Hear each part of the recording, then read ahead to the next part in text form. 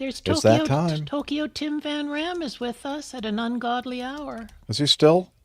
He's still in Tokyo. That's what he Wow. says. Okay. Are you moving there permanently, Tim? Hi, Steve Simpson. Yeah. Are you trying to get rid of him, Jeff, or something? Ship him off to the, we ship can him off always to the hope. Far East. Let's see. World clock. Ernest, hello. Tokyo is 4 o'clock in the morning. Okay, so it's 13 hours. Yeah. Hi, Erwin. There's Erwin Gozlowski. Hello, Erwin. Oh, wait a minute.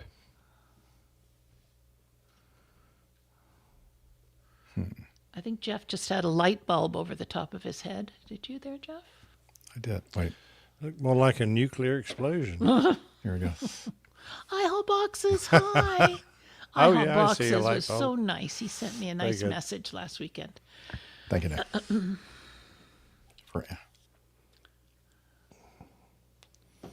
Okay, what is it?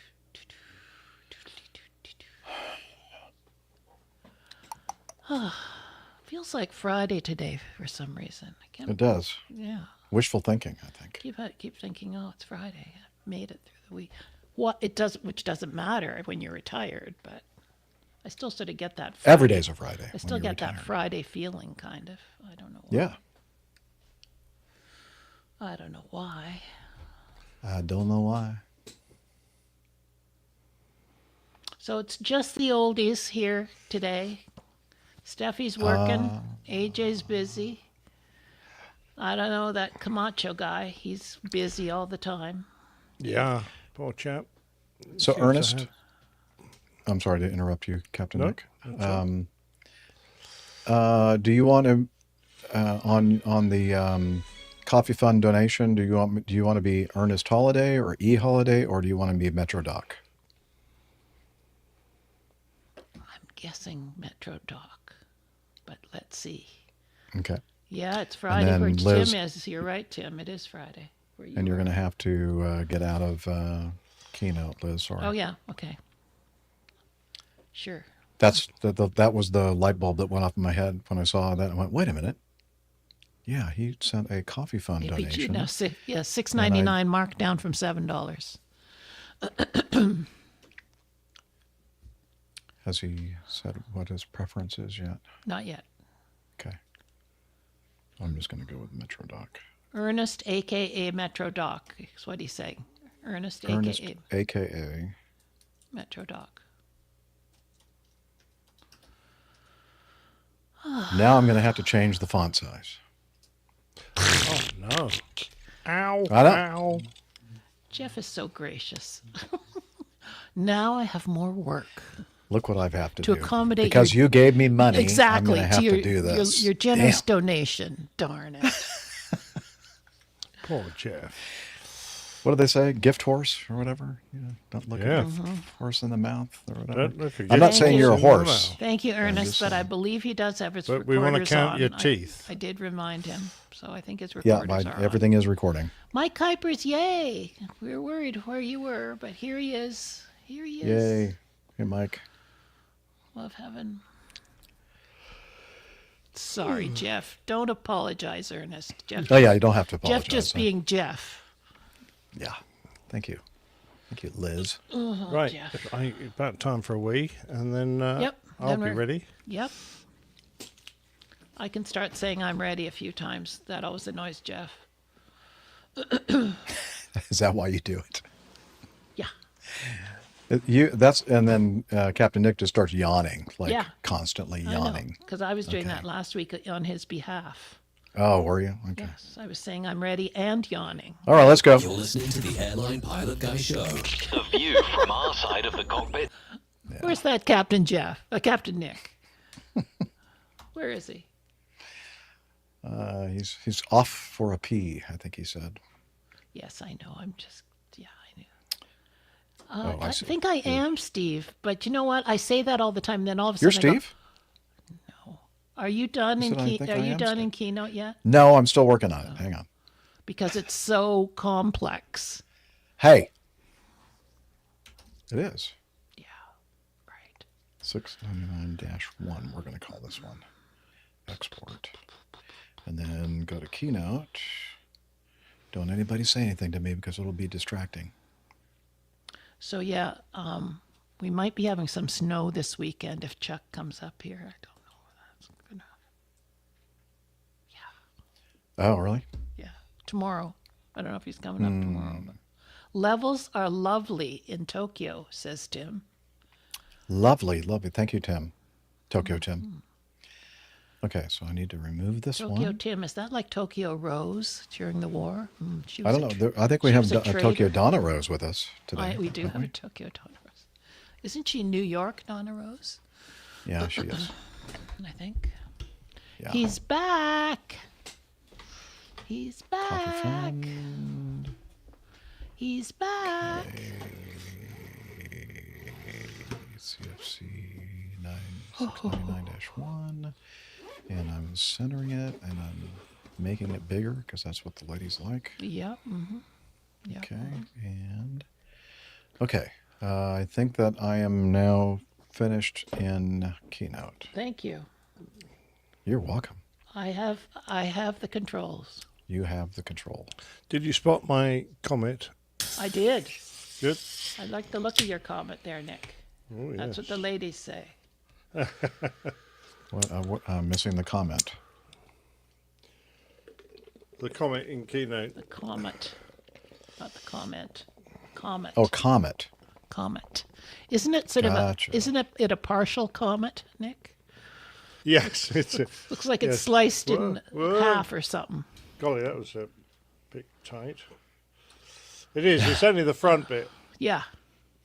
Just the business end, Yep. the pointy end. What All are right. you talking about? His comment. The show Oh. number stuff. Okay. All right, I'm Because ready. I had a lot of innuendo there going Yeah, on. I knew you were Yes. going there. We knew it. It's not Halley's comet. It's de Havilland's comet. Yeah. All right, so Stephanie is not going to be with us. So No, let she's me not. remove her from this intro page. And it's just the three of us, Just the oldies. old folks. Yep. It's the geriatric set. Yep. The best ones. The seasoned set. Yes. Salt and pepper. Well seasoned, exactly. Salt, Well salt and seasoned. pepper. Okay. Levels are lovely. Yeah, in Tokyo. In All the Tokyo, way in indeed. Tokyo. Tokyo. I used to love Tokyo. I thought it was a I know great you spot. love Japan. I love Japan. Yeah. You took some Especially great like the pictures Japanese there, ladies. Nick. I remember you sharing some of your Japan pictures. They were Oh, gorgeous. yeah. Well, it's a fantastic Gorgeous. place. Gorgeous. Okay. Just gorgeous. You're right. I think I'm ready. You ready, Liz? No, I'm not. Yes, I am. Oh, wait. I think I am. Is the first one a video? Probably is. Yep. Okay. Alrighty. Here we go. All righty. Here goes nothing. Ready or no?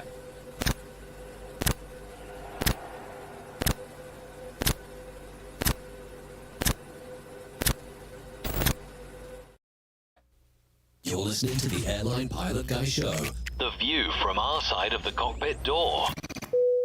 WAPG. It's the Airline Pilot Guy. Airline Pilot Guy, episode 699. Yeah, he's up in the sky. It's the Airline Pilot Guy. Hello, you're listening to the Airline Pilot Guy show, the view from our side of the cockpit door, with your host, Captain Jeff, broadcasting live from APG headquarters in Roswell, Georgia. Today's show is recorded the week of March 9th, 2026. Yeah, he's up in the sky. It's the Airline Pilot Guy.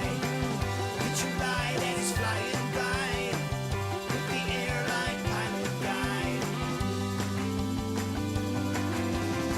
Guy. In today's episode, everyone survives when a small plane crashes into a house in Arizona shortly after calling ATC for help. We're going to come back in. We're having some engine trouble. And no explanation for what damaged the radome of a flight in Indonesia. Also ahead, more news and your feedback. So get all settled in.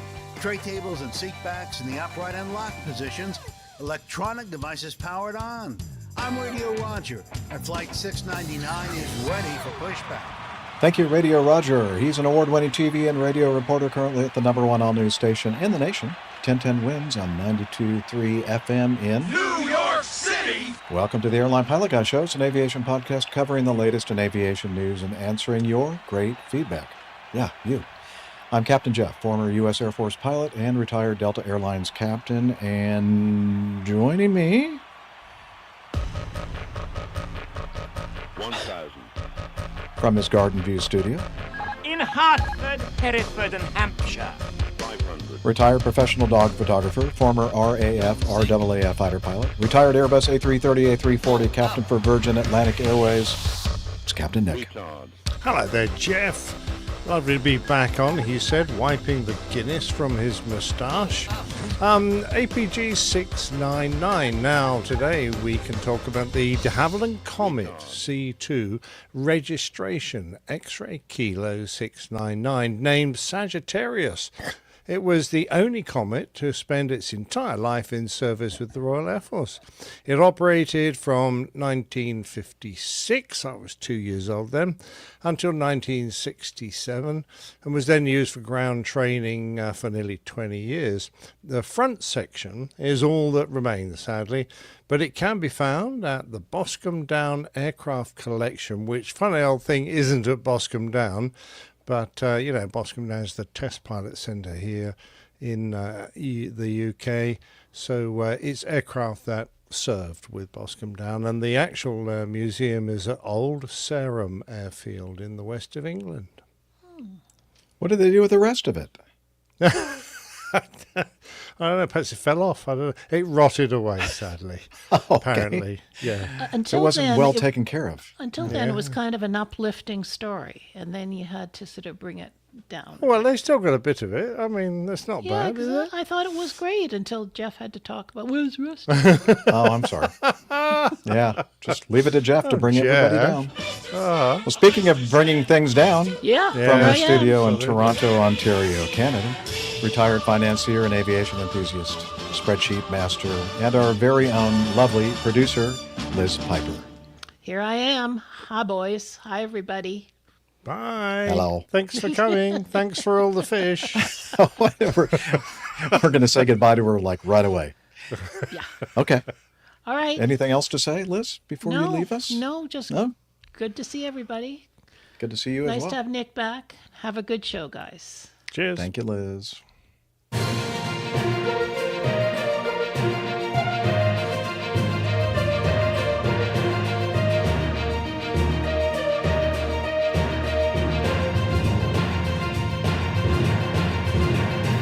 Stand by for news. Alrighty, we're going to start off the news segment with a video from Bass Aviation, Real Aviation Communications. Here we go. Let's take a listen, shall we? Deer Valley Tower, Cherokee 44 Tango, we're going to come back in. We're having some engine trouble. We haven't lost our engine, but we have low RPMs. All right, I got two people calling at once on two different frequencies, and for the most part, it was pretty unreadable. I think one of them was RV104 November calling inbound. Hey, Cherokee 44 Tango, we need to land on 25 right if we can. We are having some engine interference. All right, RV04 November, stand by. Cherokee 44 Tango, runway 25 right, clear to land, say nature of emergency.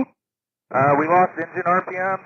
It's not really an emergency, but we can't make it back to the field. Cherokee 44 Tango, roger, runway 25 right or 25 left, clear to land. We're going to roll the trucks just to be safe. You said you lost engine? No, we still have our engine, just low RPM, Cherokee 44. Cessna 435, turn right, fly south. Turn right, fly south. Cherokee 44 Tango, how many souls on board and fuel remaining? Hello? RV04 November, I possibly have an aircraft that is down about 1 mile east of the field. So as you enter that left down, if you could look and see if you see anything, we'd appreciate it. Hey, Roger, we'll be looking for something laying on the ground here for a room. RV 04 November, extend it downwind and expect further instructions. We'll extend downwind, expect further instructions. Negative sight of anyone out here in the living room. RV 04 November, the aircraft will be somewhere within a mile of your present position. He was lining up for runway 25 right. He's not answering. We don't see any smoke, but we're not sure what's going on. We think it's near a swimming pool. Roger, we're still looking at negative here. Cyber 9 or Valley Pass.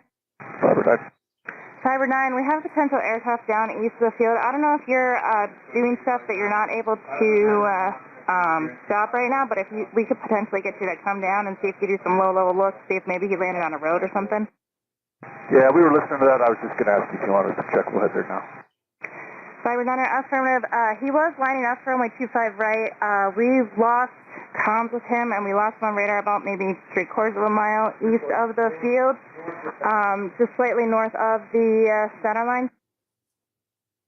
Okay, we'll take a look out there now. Cyber 9, we're not seeing any smoke or anything yet. I'll let you know. Cyber 9, yeah, we're not either. We're hoping he just landed on a road or something and just doesn't have comms. But if you could just check low level, appreciate it. You bet. RV 04 number, thank you for checking. We also have a helicopter that's going to go out. They can go a little bit lower. We're hoping he just landed on a road or something, but we'll see. RV 04 number, base your discretion, runway 7 left for the land. Base our discretion, 7 left to land, 0 for room.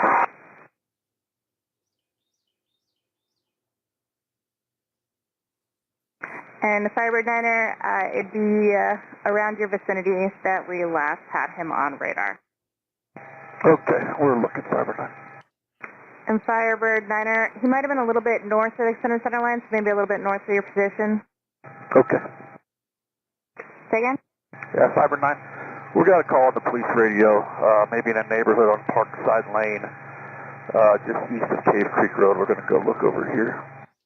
Firebird Niner, Roger, just keep us updated. Will do. Tower, Firebird 9. Cyber 9, develop tower. Okay, yeah, we've got the plane here. It's into a house. Right at our current position right now. We do have the fire department and police responding. Cyber 9, Roger, thank you so much. Do you want to proceed back to the NETA, or you want to stay there? Let us stay here for just a second, and then we'll probably head north. Cyber 9, just let me know. All 3 occupants survived with serious injuries. No other injuries reported on the ground. And there's a picture in the video of the airplane kind of resting in a near vertical nose down position against a home and next to a very, very nice pool in the backyard. This is in North Phoenix, by the way. So let's recap, shall we? This news source is ntd.com. 3 injured after student plane crashes into North Phoenix homes. The plane's wing broke away on impact, tore a hole through the roof of a neighboring home to the east, sending fuel dripping into the attic insulation below. Flight instructor and student pilot were among the 3 people injured, in a residential neighborhood just south of Deer Valley Airport, DVT. The crash on one home's roof sheared a wing off the plane. Okay, we talked about that. Single-engine Piper PA-28 Cherokee went down around 7:20 a.m. local time. Let's see. The plane struck 2 houses near Cave Creek Road, Deer Valley Drive. A baby's bedroom inside one of the damaged homes was directly in the path of the wreckage, but the infant was not in the room at the time of the crash. Thank God. Hazardous materials crews were dispatched to the scene to address the fuel leak and clear the contaminated insulation. The 2 occupants of the plane, along with a resident in the first home that was struck, were transported to a local hospital for minor injuries. Okay, they're saying minor here. I don't know. It looks like if you were in that airplane when it crashed, I would imagine that the injuries would be more than minor. It looks pretty crumpled up. What do you think, Captain Nick? Don't hear you. Yeah, they were lucky to escape with only, well, minor injuries, we hope. Just tantamount to a description of how well these aircraft are built, even though it's a relatively old design. The cabin stayed nicely intact and gave them, didn't crumple in on them, which is great. Yeah.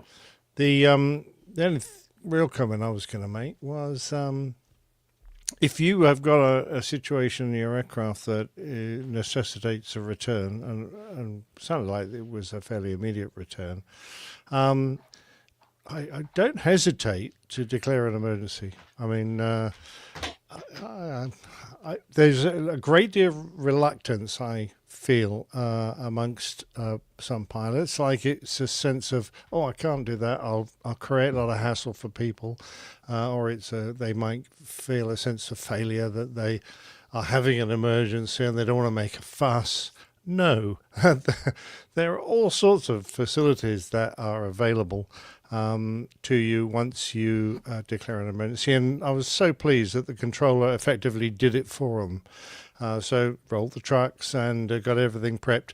Those guys sit in their fire stations all day, every day, doing lots of practices. But yeah, they're just waiting for someone to say, oh, we got a problem, because it gives them something to do. They can climb into their flashy, huge, great big Thunderbird trucks and off they go. So, I mean, if you're not sure about it, then just declare a pan, which is, there is it's not like a full-blown life-threatening emergency, but it is an urgent situation for a pan. You can always upgrade it to a Mayday if the engine fails. And the lovely thing about using one of the ICAO emergency descriptors is that that's all you need to do. If all you've got time to do is to press the tit and say Mayday with your call sign, that's fine, because air traffic will instantly take action on that. Whereas, it might take a little bit longer if you unexpectedly, as far as they're concerned, disappear off their radar. So that's kind of, for me, is the big message. It's not going to cost you anything if you declare an emergency and everything's fine. Everyone will be very pleased that you got back safely. So don't feel embarrassed about it. Just get the words out. And if you have to downgrade it or cancel it, that's also fine. But do it once you're safely on the ground. A positive effect of that is that RV flight, the RV airplane flight, kept stepping on the guy that was having the trouble with the engine. And if the guy with having the trouble, this accident airplane, had started off by saying Mayday, Mayday, Mayday, then I think everybody would have shut up on the frequency and he would have been able to communicate better. Absolutely. So let's again talk about this and practice it together. Mayday, Mayday, Mayday. It's not hard. No. And you're going to have to do paperwork anyway, probably. So, you might as well just declare the emergency. It's only a couple of months away, Mayday, as well. I know. Yeah. Exactly.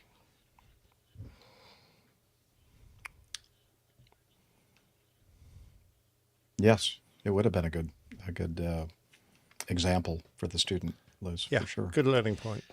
Yep. Okay. Very good. So luckily nobody died in that one, and thank goodness that infant was not in that room that the airplane crashed into. That's, ugh. Yeah. Okay. We're continuing. We're going to continue with this. Already in the lineup, paddle your own canoe. Wow. Nice. Okay. It is, yeah. A preliminary report is out now on an incident that occurred that we talked about shortly after it occurred in Brussels. The preliminary report, at least the headline for this Paddle Your Own Canoe article starts by saying, was cabin baggage a factor in the scary near miss at Brussels airport when the SAS Airbus A320 attempted to take off from a taxiway? Well, I don't know if it was like directly related, like, some cabin luggage somehow got in and got underneath the accelerator pedal or something. Yeah, so let's see. Passengers hauling substantial amounts of cabin bags on board an SAS Scandinavian Airlines Airbus A320neo at Brussels Airport could have been a factor in a potentially catastrophic near miss. Near miss? No, a catastrophic runway excursion, I think, would be more appropriate. When the pilots attempted to take off from a taxiway last month, it's now been revealed. New details of the events leading up to this close call, near accident, are now available from or after the Belgium Air Accident Investigation Unit released its preliminary report on the February 5th incident. And while a preliminary report doesn't make any conclusions, it may give a good indication of where the investigation is heading. The accident occurred around 9:44 p.m., so it's dark, on February 5th, when SAS Flight 2590 from Brussels Airport to Copenhagen was cleared by air traffic controllers in the airport control tower to take off from runway 7 right. Rather than lining up to take off on runway 7 right, however, the pilots of the 7-year-old it doesn't matter how old it is, the A320neo attempted to take off from a much shorter taxiway that runs parallel to the runway. The aircraft reached a maximum speed of 100 knots before the pilots realized their mistake. And by the way, the prelim talks about the fact that they were doing their 100 knot cross check, which is, I think, the standard call out, isn't it, in the Airbus world, Nick? For us, in my aviating career was 80, but I think the Airbus uses 100. Is that true? Yeah. Okay. Yep, that's right. So that's in order to check the instrumentation on the left and the right, to make sure everything is reading the same or close to the same. And so I guess the pilot monitoring calls out 100 knots, and then the pilot flying says checked or something. How does that work? Exactly right. And it also sort of delineates the difference between a high-speed abort and a low-speed abort. Okay, so now you're in the high-speed realm once that call is made. Okay, so at that point the call was made, they say in the preliminary report, the captain didn't immediately respond to the 100-knot call out by the first officer, and it was likely because he was watching ahead of him the runway get very narrow and disappear. Yeah, and that's when the first officer looked up and went, "This is not right," or something. I don't know the exact words, but something's not right. This is not right. Stop, stop, stop, stop. So that's when the captain immediately initiated the abort, and thankfully they didn't crash, which I don't know. That was probably pretty cool. I think the highest speed they reached was like 127 or something like that, or maybe even higher. I forgot exactly what the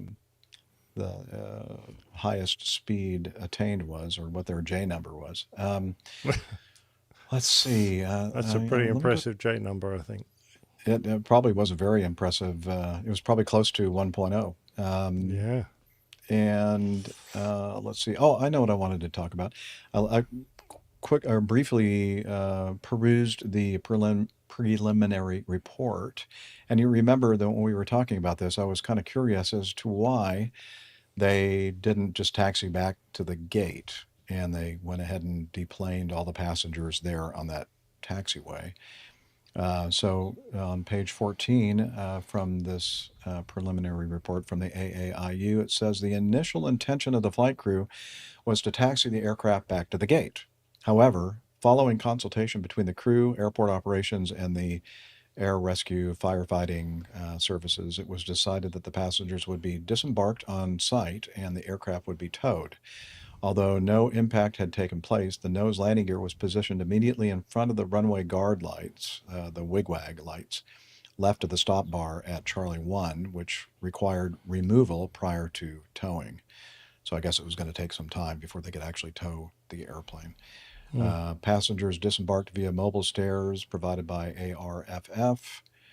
Anyway, so that kind of answers my question as to why they didn't just taxi back to the gate.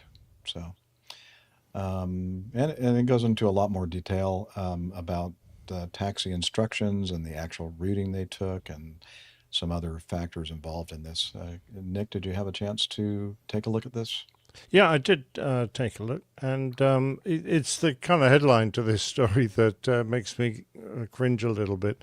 What they're trying to intimate is that the aircraft was delayed out of its departure airport when it was flying into this place, and because they had to de-ice, and then we all know that takes a little bit of time. So in order to turn the aircraft round, get everyone off, clean them, and get it going again, they only had about 45 minutes, in fact perhaps even less than that, to do a complete cycle.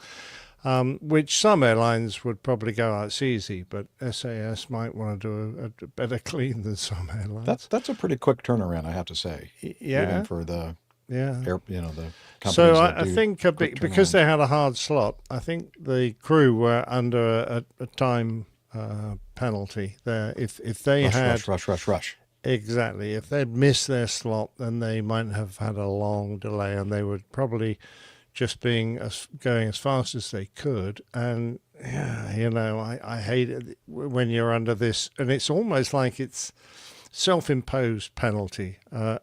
Making a time slot, you go as fast as is safe, and obviously they exceeded that speed limit, their personal speed limit of getting everything done and doing it all properly, and the result was nearly absolute damn disaster. So the answer is, if you're going to miss your slot, it's not your fault. You were delayed out of your destination, your departure airport.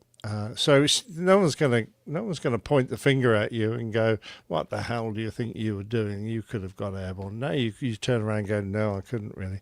So some of this may come down to a bit of professional pride. Oh, of course we can get this. We can do this. We can do this. Let's cut a few corners, perhaps. Perhaps not do the same double checks that we would if we had lots of time to kill. I think this is a slippery slope that many crews have found themselves on, and it takes real discipline to go, no, we're not going to do this, in an inappropriate manner. We're going to do all the checks properly, dot all the I's, cross the T's, because I want to do this job for the next 50 years or 30 years. I don't want to end it today.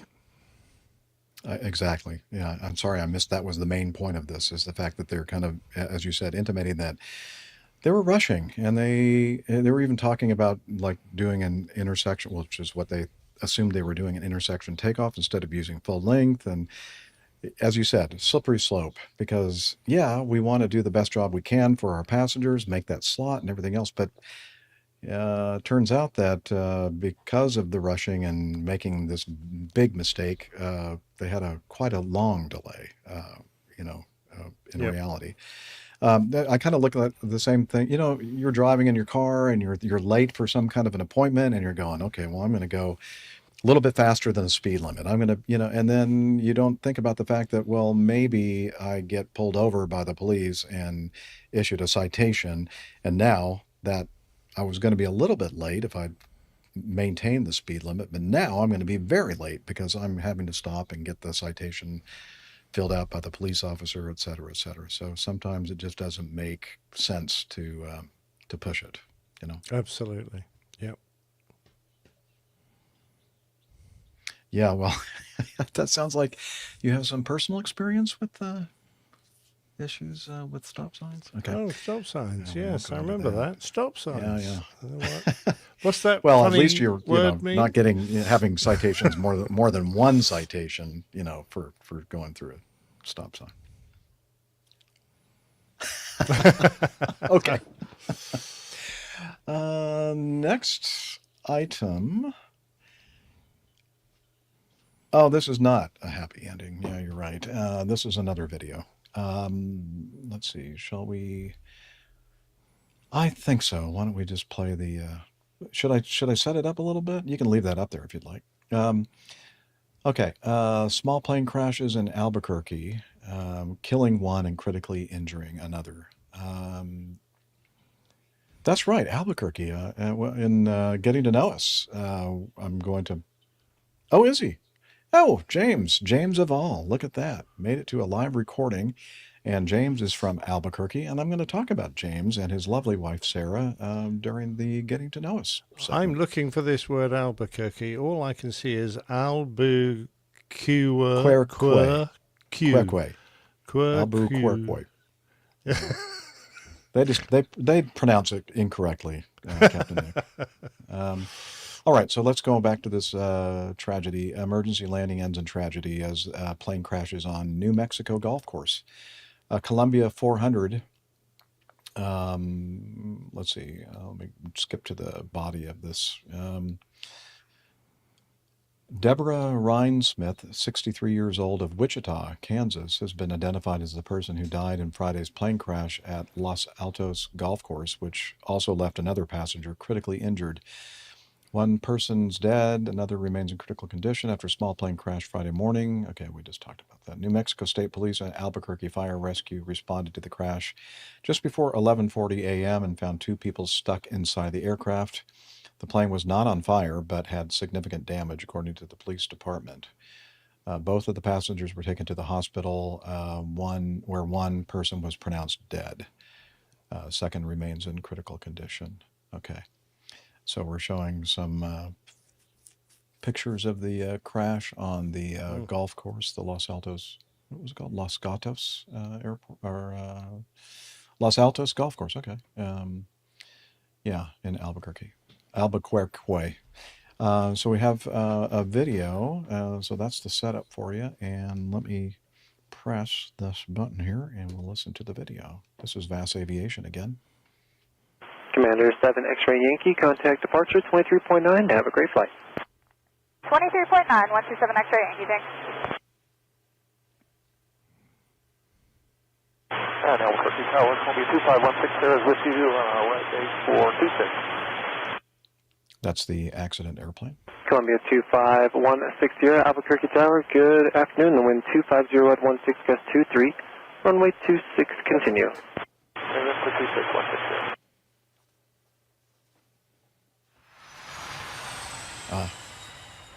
Now he's putting that in the middle. Huh. Albuquerque Tower, Columbia 25160, we're losing power. We'd like to declare an emergency. November 160, roger, and home navigation to the airport, you're 1 o'clock, 5 miles. Navigation to the airport, 160. Number 160, the closest airport to you is 4 miles, it's 1 o'clock. And 160, we are looking for the airport. We've got the airport, we are trying to get there, we've got to make some partial power. And the low altitude alert, 160, the terrain in your area is at 6,000, Christian, 5,700. 160, we are looking for someplace to put down. Number 160, roger. In other words, you're not going to make it to the airport. Number 160, I know it's the last digit, but I-40 is just ahead and to your right. No response. November 5, November Charlie, contact departure 23.9. Have a great day. 2395, November Charlie. Radar contact lost 160. Albuquerque ground, Chief 2. Chief 2, sir. Ground. I'll be the incident commander for your emergency aircraft with the installation now. I understand he might not make the runway? Chief 2, negative. Chief 2, negative. They may have been able to set down on I-40. Copy, understand. Do you have any current contact with the aircraft? Negative. We lost conversation with them. Or communications. Tower, PD1, checking in. PD1, Albuquerque Tower. Hey, I just had an aircraft lose power, and I lost radar on him at about the foothills of I-40. Can I get you to go check it out for me? Just give me 1 second. No worries. If you're on call, just let me know.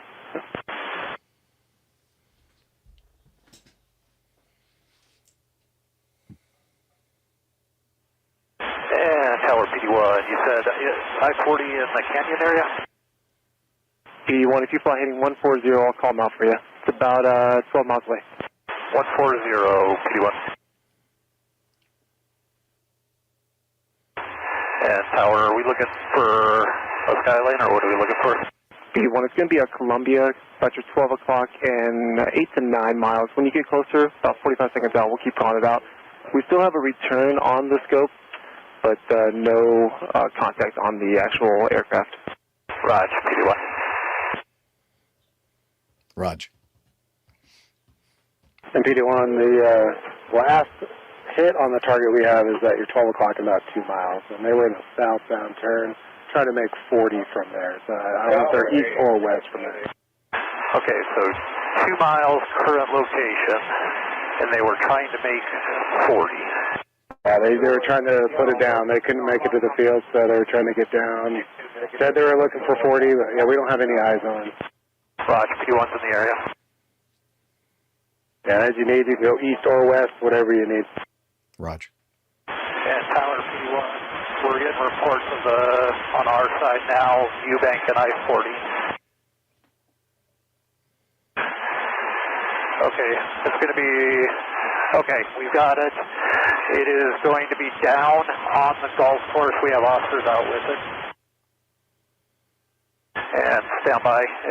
I'm looking now. I'm trying to get a better look for you. Right, thank you. And it is down hard for PD1. One fatality and one serious. We have fire going on scene now. We're trying to get a better update for you. Roger. And I will get, and I'll get you exact GPS coordinates here in a second, but it's my location. Roger. Yeah, and I guess for any more updates, I guess if you need to call the tower, we can do that, or not on frequency. Roger, PD1. I guess because they realize that this is all being recorded. All right. 57, K7's off the pad, transition highway 25 over to the south side of the airport. Yeah, I don't know. K7 Albuquerque tower. I don't think there's really anything else on the video that, contributes to what happened here. But it seems like it's a common theme when general aviation private airplanes lose, especially single engine ones, they lose engine power. At first, they seem to think that they're not going to have a problem making it to an airport or whatever, gliding distance to whatever they need to get to. And then almost always it seems that they're dropping a lot faster than they anticipated and realize almost immediately that they're just not going to make it. And they have to put it down somewhere. These things don't glide very well unless they're a glider. They kind of drop like a brick. And in the first instance on the new segment here, we had a more favorable conclusion. This one was not so great. One fatality and one serious injury. Yeah, it really is rolling the dice, trying to put it down. Unless you've got a nice bit of farmland, if you're anything approaching a built-up area, even a golf course is, it's not a friendly place. If you're lucky and find a long, straight fairway, you might be all right. But don't forget, of course, there are a whole bunch of golfers out there, quite likely. So, you could end up killing someone else. So, someone on the ground, which would be awful to have on your conscience. Yeah. All right. Sad situation. I guess we should just continue on with some more news. This one is from the Aviation Herald. It's a final report regarding and we've talked about this several times. A United Boeing 737-8 MAX, registration 27290, performing flight 2477 from Memphis, Tennessee to Houston Intercontinental in Houston, Texas, with 160 passengers, 6 crew. They landed on runway 27, slowed to taxi speed. Well, not slow enough. About 30 knots. In inverted commas, taxi Yeah, speed. exactly. Prior to attempting to turn right off onto the last taxiway, however, they skidded and went straight after turning about 45 degrees and came to a stop on soft ground on the runway, actually partially off the runway, with the left main gear collapsed. And there's a picture that we're showing in the video that we'll have in the show notes of the resting spot of this 737-8 MAX. So let's see, the final report was issued on the 5th of March, so a week ago, by the NTSB. The captain's decision, so the probable cause was the captain's decision not to establish and maintain deceleration devices in accordance with the company training and standard operating procedures. So 27, just to remind everybody, is a very, very, I think it's the longest, or if it's not the longest, it's a very long runway there at Houston Intercontinental. And okay, so we're looking at the satellite view of runway 27, and as I said, very long runway. And then you can see they wanted to continue down as far as they could down the runway and take that last taxiway exit. And it's not a high-speed exit; it's a 90-degree taxiway, which is very significant. Runway. Yep. Had it been, if they'd, I think that if they'd tried one of the two high speeds prior to that one, they would have been in a lot better shape.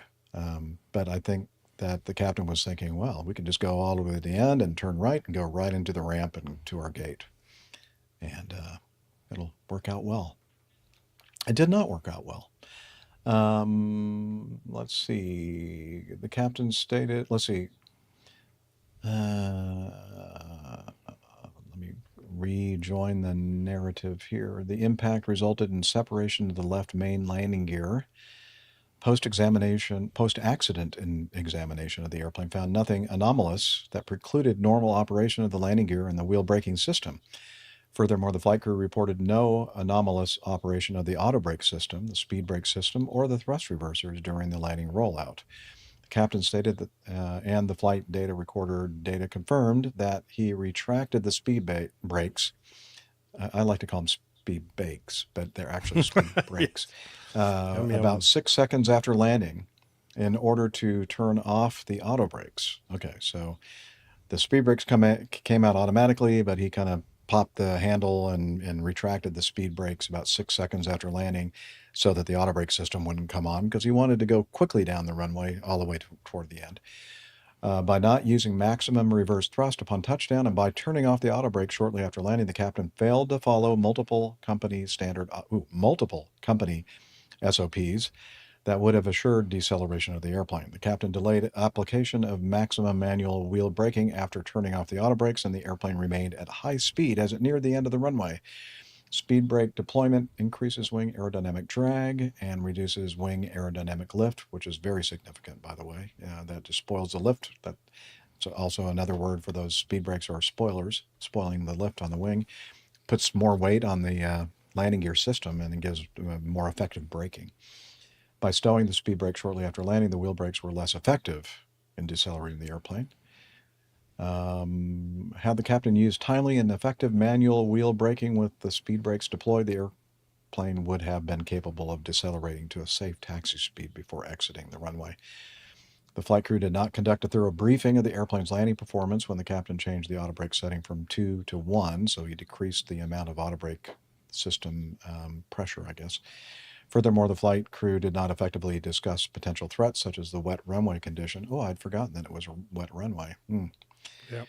Appropriate threat mitigations in an arrival briefing. When the captain changed the auto brake setting to 1, the first officer accepted this deviation from the established auto brake SOP without further discussion, missing an opportunity to exhibit good crew resource management by discussing potential risks associated with this action. Lastly, a thorough arrival briefing could have identified and reminded the flight crew of a paved blast pad within the normal runway safety area, RSA, at the end of runway 27. This blast pad and RSA infrastructure provided an opportunity to decelerate to a safe taxi speed for a full stop on paved and non-paved obstacle-free surfaces instead of attempting to turn onto taxiway Sierra Charlie at high speed. That's that 90-degree exit off the end of runway 27. All right, so what do you think, Nick? Yeah, once you deviate from what is the normal procedures that you have practiced hundreds, if not thousands of times, you're putting yourself in probably pretty much unknown territory. So he might have tried this trick before, I don't know, but certainly it would have been well outnumbered by the frequency, the number of normal landings he did using normal techniques. And I suspect that he had in his mind how the aircraft decelerates when he does a normal landing. And the fact that he went, okay, I'm just going to delay all the deployment of these devices or retract them and roll the airplane down to the end of the runway. He now goes, well, I'm in unknown territory. I'm going to rely entirely on my own assessment of when it's appropriate to start braking. And on a wet runway, his judgment was poor because he didn't give himself nearly enough room to recommence braking. And I wonder, for the time he would have saved from doing a normal landing deceleration to, say, 30 knots or 40 knots, take everything out then and trundle down the runway at that comfortable speed and then start braking with 1,000 or 1,500 feet to go, he probably would have made a much better fist of it. But that is the problem when you move away from SOPs. He might have successfully done this trick before, but it was perhaps on a dry runway, and he thought, oh yeah, I know just how the brakes are going to work. This is going to be fine. But of course, it didn't happen, and it's so easy when you've got no alternative now, because there's nowhere for him to go really, except into the sort of overshoot of the runway, into that paved area that goes beyond the piano keys to try and stop the airplane. But to do a 30 or 40 knot handbrake turn on a 90-degree taxiway. Well, put it this way: I know I was flying much bigger airplanes, but our maximum speed for going a 90-degree turn was less than 10 knots. So he skidded, and as soon as he was off the paved surface at the speed he was going to wreck the undercarriage, which is what he did. So, this was completely self-induced to save, 20, 30 seconds perhaps. Was it really worth it? Well, obviously not. No. He's got this huge black mark on his career now. Yeah. I really feel sorry for him, but this is completely self-induced, I'm afraid. Wasn't this, I thought when this initially occurred, wasn't there some discussion about some maintenance done to the auto brake system and the hydraulic lines being swapped or something? Yeah, I mean, it seems like they were kind of going toward some kind of a mechanical issue with the auto braking system and everything else. But I guess after thorough, well, they seem to have dismissed that. Yeah. Another factor, I was just quickly perusing this article here and this is referring to the preliminary report that was first issued. A tower controller, the FO made a request to approve a landing roll to the end of the runway, and tower controller approved it and instructed them, keep your speed up. So that's when the captain changed the auto brake setting from 2 to 1. That was, I guess, another factor is hey, let's just roll. Ask him if we can go to the end. Yeah, that's approved. Just keep your speed up. Okay, now he's trying to help out, right? You're trying to, keep the runway use to a minimum so that maybe some landing traffic behind them can land. And turns out that the landing traffic lined up on final had to go around. Actually, several of the airplanes had to go around because of this. They closed the runway. Yeah. Yeah. False economy. Yeah, that's a good phrase, Liz, for sure. how, if we had a crystal ball and knew exactly what our, what impact our decision is going to have, maybe we would reconsider this kind of thing. I mean, it does also remind me that civilian airports don't have distance to go markers, generally speaking. I mean, some do. But if you've got a countdown of distance boards, you've got a much better clue of how much their room you have to brake and turn off. Because this guy was doing over 70 knots with, 1,000 feet to go. That's way that's too not much. good. Yeah, even on a dry runway, that's pushing it. Yep. Yeah. All right. Well, yeah.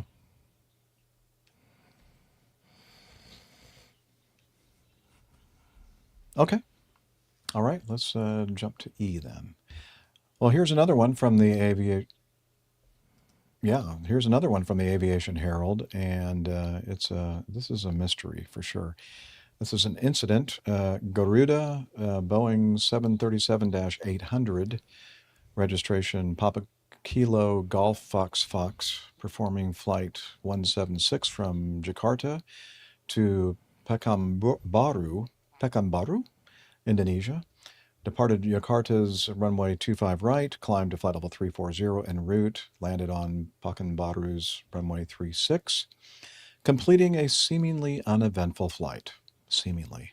A post-flight inspection revealed damage to the radome, however. Nothing to see here. No. I mean, okay, so we're showing the That's picture significant. in the video right now, and it's only on the left side of the aircraft, of the radome, and it's a pretty good impact, it appears. Yep. Does not look like a normal radome collapse from air pressure or hail or any of that. Right. It looks like he's driven into a truck. Exactly. Or a wingtip of another aircraft, winglet. But it does not, or the side of a building, except I don't think, you can't reverse away from in one of these airplanes very easily. Well, that's assuming they did one. Yeah, that's like, okay, well, how in the world could you possibly miss that? And then if it happened after the pre-flight walk-around inspection and it happened during the flight, would you not notice? Well, the sea-off crew odd? would have had to have been all blind men to have, to have not spotted that. So I'm going, well, I'm pretty convinced they must have hit something on the taxi in. I can't think what else it might have been. But again, how you hit something and then continue to taxi without, having it stuck to the side of the airplane or hit the wing, because I've no idea how. Maybe he hit that jetway briefly and then kind of turned it to the right really quickly and only got the radome. I don't know. Yeah, but because that jetway would be about that height. Yes, that's a good thought, Jeff. I don't know. I was thinking, I wonder if the radar worked during the flight. He was going, oh, it's funny, no, my radar's not working. I wonder why my radar's not working. the antenna seems to be stuck in one position. I don't know why. Yeah. Oh, Mr. James Graves Brown says, not spotted that? Stevie Wonder could spot that. No kidding. Good point, James. Absolutely. He would have made a great sea-off crew. Yeah. And Steve Simpson says, is there damage on the nose wheel door too? I don't know. It just says off. Yeah. Yes. F off. Something off. That part is broken off. Yes. I don't know. I love it. Okay. It's going to be, I wonder if we'll find out. What? I don't know. I have a feeling we won't. No, I think Garuda? No, I don't think we're going to find out. Yeah. But it'd be nice to know, that's for sure. It doesn't say anything on this about it just says the airline reported the cause of the damage is still under investigation. I don't know, by the airline or by some kind of an investigatory agency or whatever. If it's just the airline, then I'm pretty darn sure we're never going to know exactly what happened here. Oh well. Oh, Neil in our live audience says, why is that beeping getting faster and faster? Oh, it stopped now. Oh, good. Yeah. Yep.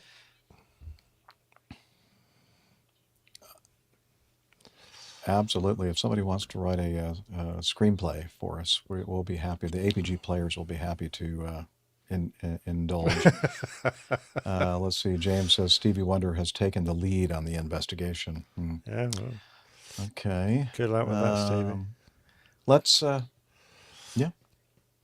Speaking of mysteries, oh yeah, this is probably one of the biggest mysteries in this century so far. Again, from the Aviation Herald, this is regarding the crash of the Malaysia 777-200 over the Gulf of Thailand on the 8th of March in 2014. So let's see, that's like 12 years ago. Wow. The aircraft went missing that day or that night, and we haven't seen much of it. Now, there have been reports, I think, over the years of little parts, bits and pieces of it showing up with serial numbers associated with that airframe, but there really hasn't been confirmed as far as I can recall. So I guess on the, well, at some point, let's see, what, last year. Okay, so this company called Ocean Infinity was going to start the search for the missing aircraft on December 30th of 2025. Let's see, the ministry will pay only if the aircraft, okay. So I guess they did engage in a search for MH370. Let's see, they wanted to cover another area of 15,000 square kilometers in the southern Indian Ocean. So I guess they proceeded with that, but then they just announced on the 8th of March, so just 4 days ago, that the new search has concluded without finding the aircraft. So I think, for all intents and purposes, I think that everybody's just finally throwing up their hands and saying, we give up. We don't know what happened to this thing. And it's going to remain a mystery, I guess, until maybe we get some kind of technology in the future that will help aid in the investigation and figure out exactly what happened to this thing. I don't know. Yep. At least it was sort of no find, no fee. So it didn't cost the governments or the airline or anyone anything except the company that undertook to do another search. That I suspect they were going to get a pretty big reward if they had found it, but sadly their gamble did not pay off. Nope. So I guess they took a couple of months. Because we would have loved to have known what happened to it. Bit like Amelia Earhart, you know, when you finish finding that one, can you have a look for her, please? I guess the moral of the story is just don't fly airplanes south of the equator, you know. Well, yeah. They disappear.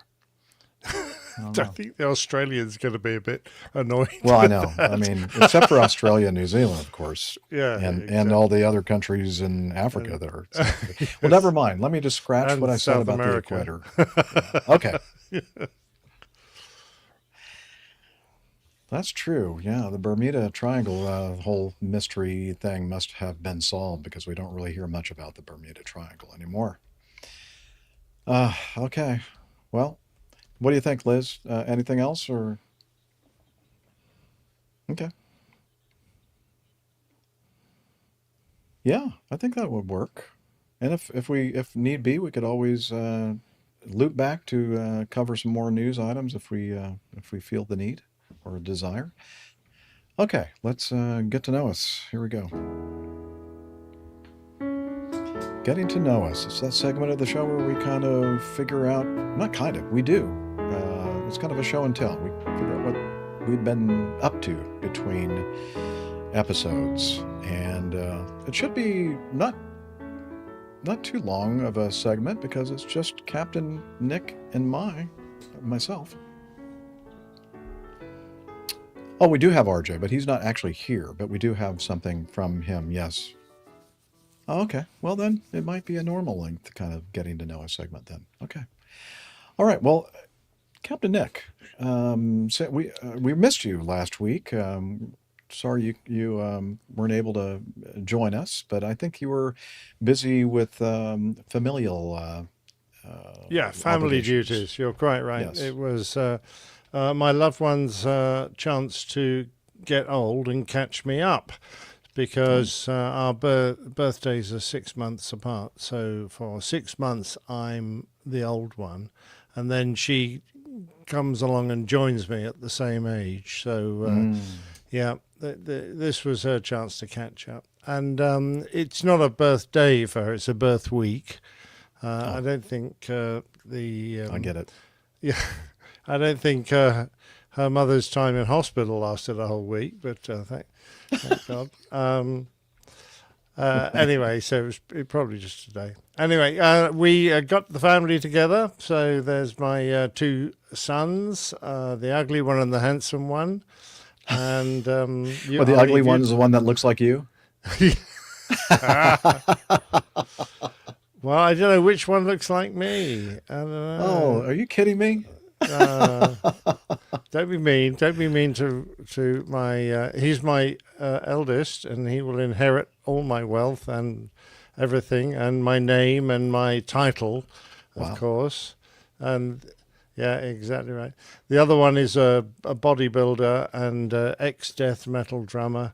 And it looks like he's eating something very brown and soggy. So, no, we had a lovely meal down at the pub, our local, which was great. Jilly seemed very happy with her birthday present, so that all worked a treat. And as her birthday event, I took her to, this was going to be her big birthday thing, to the Royal Horticultural Society Gardens at Wisley, which is halfway between us and London. And it was just a Thursday and nothing special. It was a nice enough day. It was relatively warm and reasonably sunny.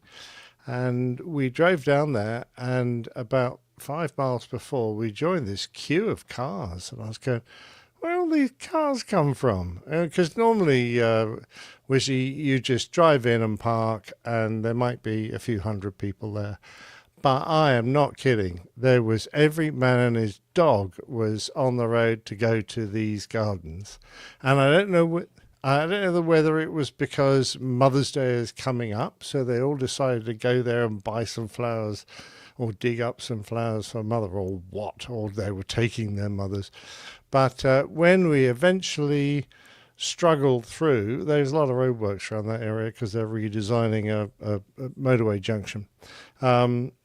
And got to actually Wisley, there were people there going, no, you can't come in because the car park's completely full. And we got to the overflow car park, and they said, no, you can't come in because the overflow car park is full.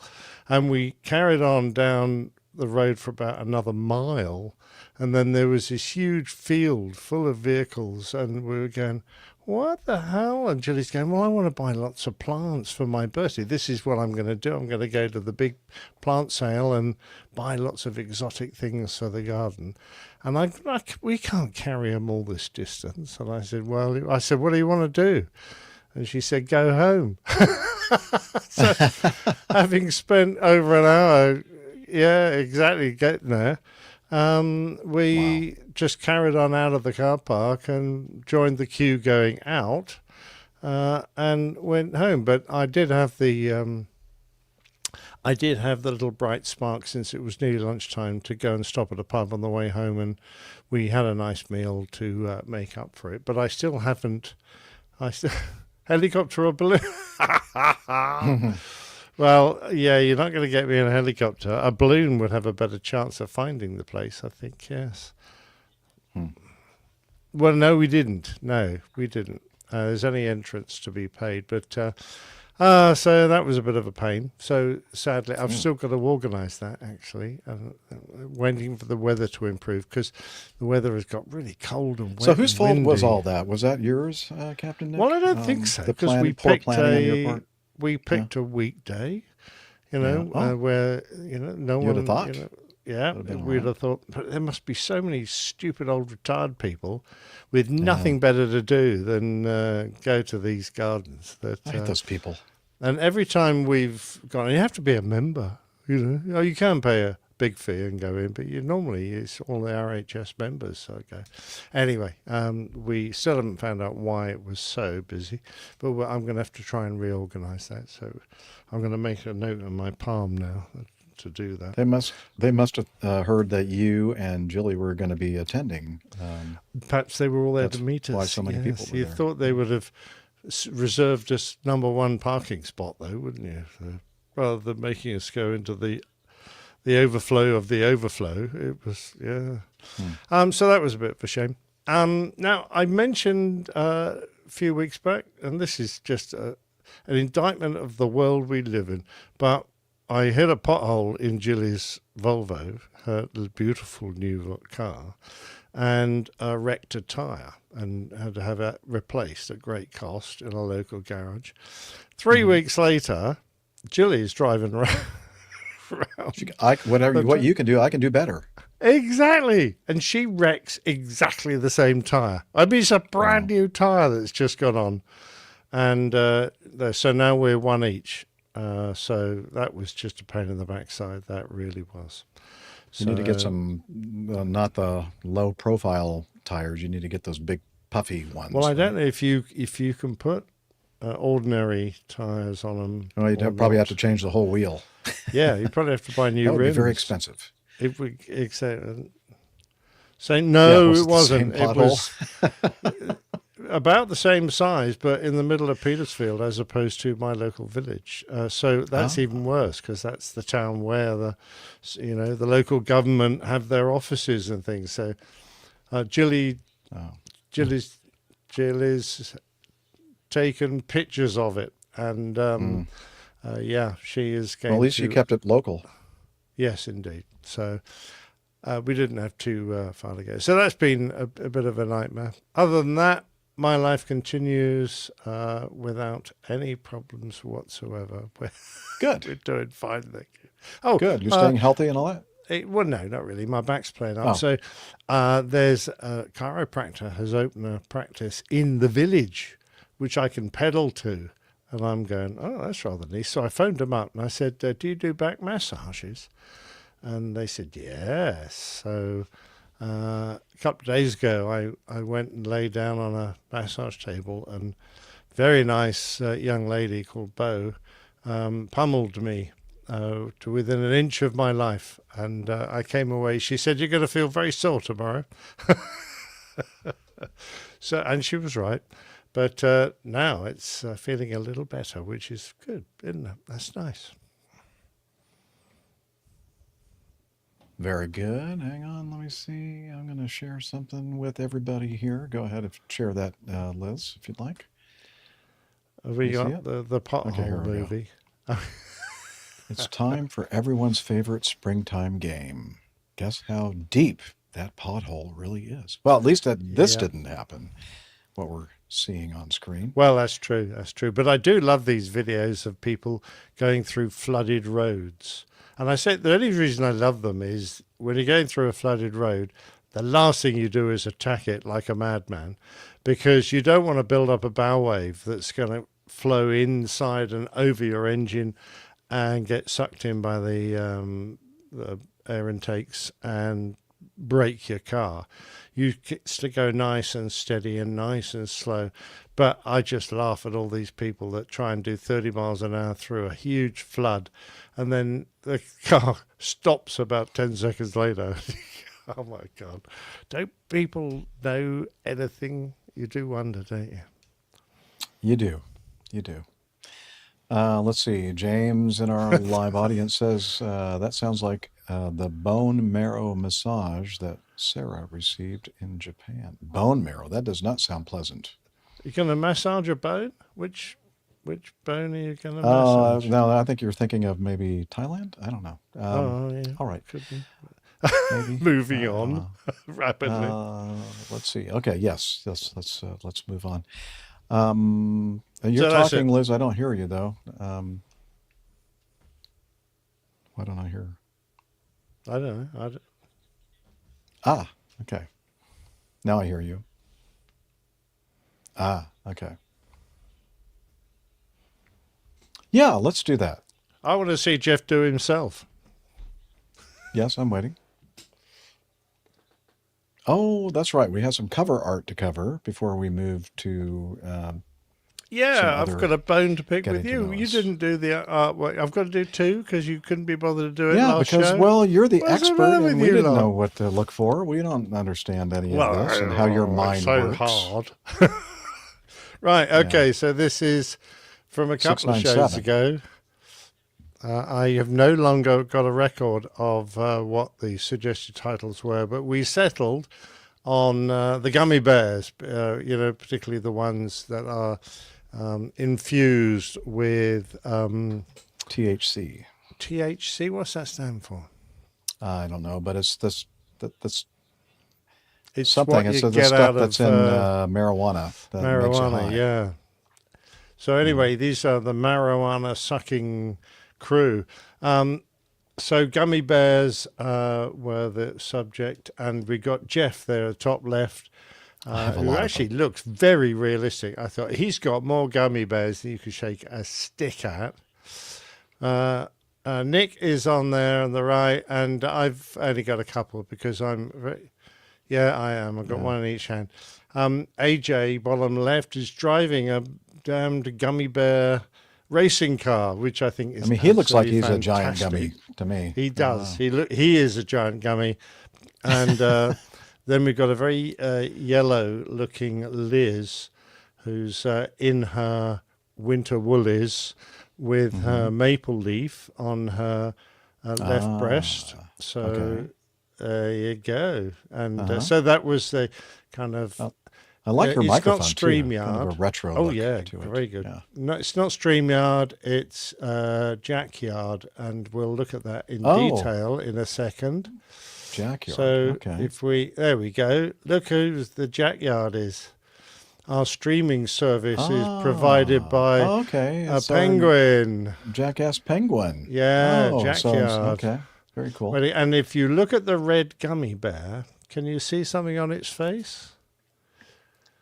Oh, look, it's the show number. Yeah, there's the show 697. number There it on the is. face of the red gummy bear that I'm Okay. cuddling. No, I You didn't didn't see get that that? either. Oh, Liz. And I even give you the... I don't understand now, this. In the background, there was the logo, and it filled the entire screen. So what I did was I made all the stuff in front go a bit transparent so you could see the logo in the background. But if you go back to the original picture, please, Liz, you can see it sticking out. Barely. I But mean, yeah, the- you can the- just to the left To and the right right, and the the left. wingtips by our yeah, elbows. A little bit higher, a little bit higher. Yeah, right there. that's it. There's the wingtips. And if you go down the black stripe in the middle, you Okay, you can kinda actually see a make little out bit the of it, bits yeah. of the big logo. There you go. So it wasn't easy, I grant you No. that. Yes, you'd... Yeah. I'm Yeah, how many always beers had you drinking. had when you did this? Actually, the nice thing about not flying anymore is I don't have to, worry about drinking and flying. Don't have to worry about that I 50 can- feet Yeah, throttle to 50 bottle, feet, bottle yeah, to throttle yeah. roll. And I've never smoked, so so I'm not worried about that. All right. Oh, yeah, last show. Yeah, Nick wasn't even on the show last time, Yep.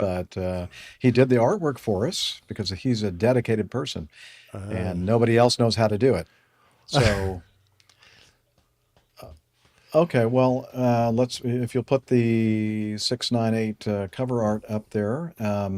So you'll recall that last show I talked about the little bit of a flying meetup that RJ, AJ, and I were involved in the Cessna 182 from AJ's Alpha Juliet's flying school up at Cobb County International Airport, McCullum Field. And that does look very realistic. A real flying club Cessna 172 or 182. 182, yeah. And it was suitably beaten. There was a little bit of green on the airplane, and we were flying along, and AJ made an evasive maneuver, and the reason for that is this very large flock of very large birds from the vicinity of Canada.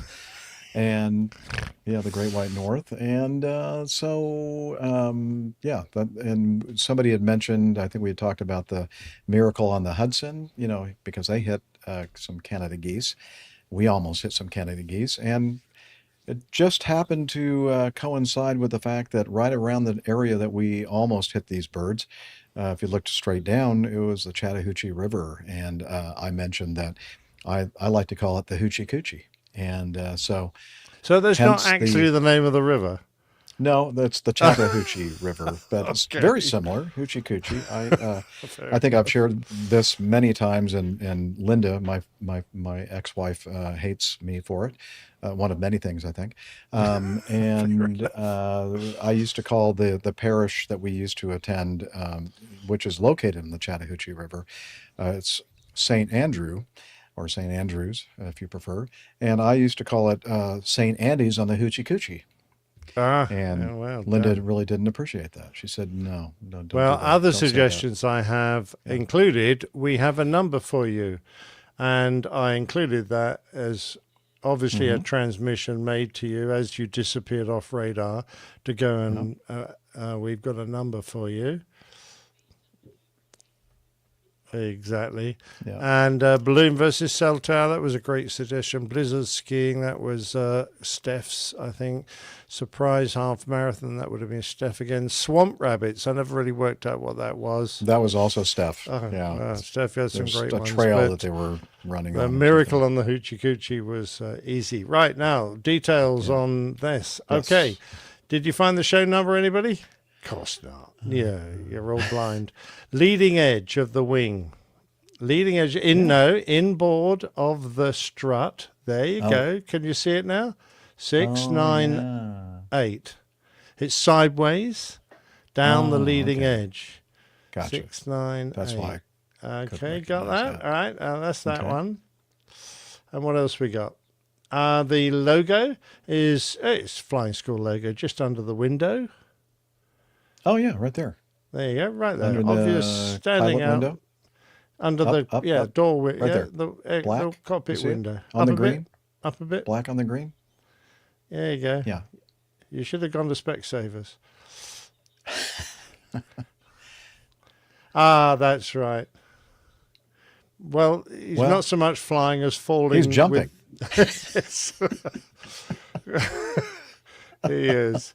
He is, but I managed to make him look like the painting that everyone, because he was originally a photograph, and I've sort of massaged him to make him look painterly. Anyway, I've never. Funny enough, that was a penguin. That's interesting. Yeah, there's someone splattered on the leading edge. Yeah, what is that on the leading edge? That's a bird gone splat. Oh. Yeah, it is. Snarge. Yes, good point. Yeah, exactly. Yeah. Funny enough, that bird had no head. It was an AI, a headless bird. So that's why I stuck the penguin's head on it and wings. No reason to lose your head over it, Exactly. Come on. Okay, so that was last week's. I doesn't make any difference to me. Oh dear, excellent fun. All right. Yeah, let's do that. So let me scroll down, and this is RJ spent a couple of weeks in Singapore, his home, before coming to the U.S. But anyway, he was there visiting family and also visiting an APG community member, Rich Fulton, and who is also a commercial pilot who residing in Singapore. And they recorded some audio feedback, and so that's what we're going to listen to right now. All right, hello everyone. This is RJ here. We're here at the Paulner Bra House in Singapore. Just kind of getting together with with Rich here and my wife Claire. Just had a little get together, had a few drinks, and a couple, at least three and a half pretzels. Yeah, I'd say 3.5 pretzels. Yeah, that's that's about right. Yeah. There we go. Let's finish it.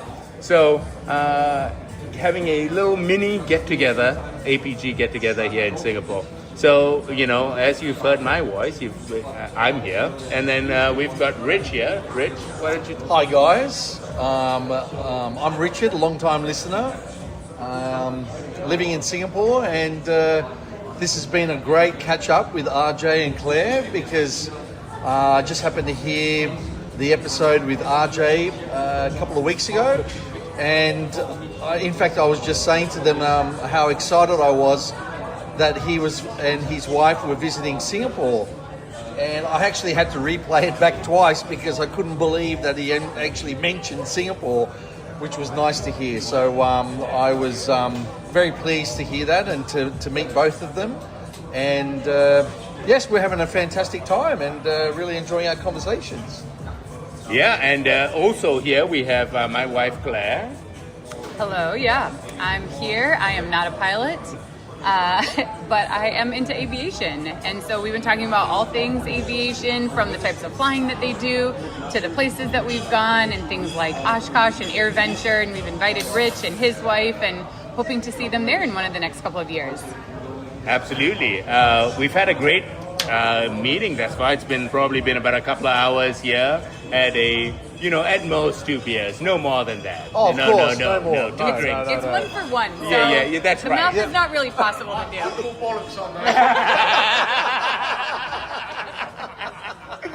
As you can hear, we've got people around us who have witnesses. As witnesses, that's right. We're just going to edit that, Captain Jeff. Don't worry. That's right. We'll get that up. Yeah, 2 drinks, no more than that, nothing more than that. Cheers. Cheers. We've had a great time here thus far. We've met quite a lot of people, a lot of fun people around us. We actually met a good couple here earlier who were from San Diego, of all places, and we had a great conversation. A lot of interesting things that they said, and they were also medallion members at Acme Airlines, so that was very nice, and they were very happy to meet another Acme pilot. I originally did come here with 3 different Acme Airlines trading cards, which I meant to give to Rich. Unfortunately, because of those people who were here, high-value customers, I had to give 2 of them away, and Rich got stuck indeed with the mighty 717 trading I'm card. not sure if I would say I got stuck. I think I got very lucky. I wish we could have a video, or at least it will show a photo. We will show a photo, yes. So you can all see, but I'm very impressed with the Acme Airlines. It's just amazing. I'm very, very thrilled by that. Yes. So thank you, RJ. That's You're very welcome. You're very welcome indeed. Yes, it's been a good afternoon thus far, and do you have anything else to add here, Rich? Oh no, I'm just like I said, because I've been a long time listener and really enjoy being part of the show. Really, I feel like it's one big happy family.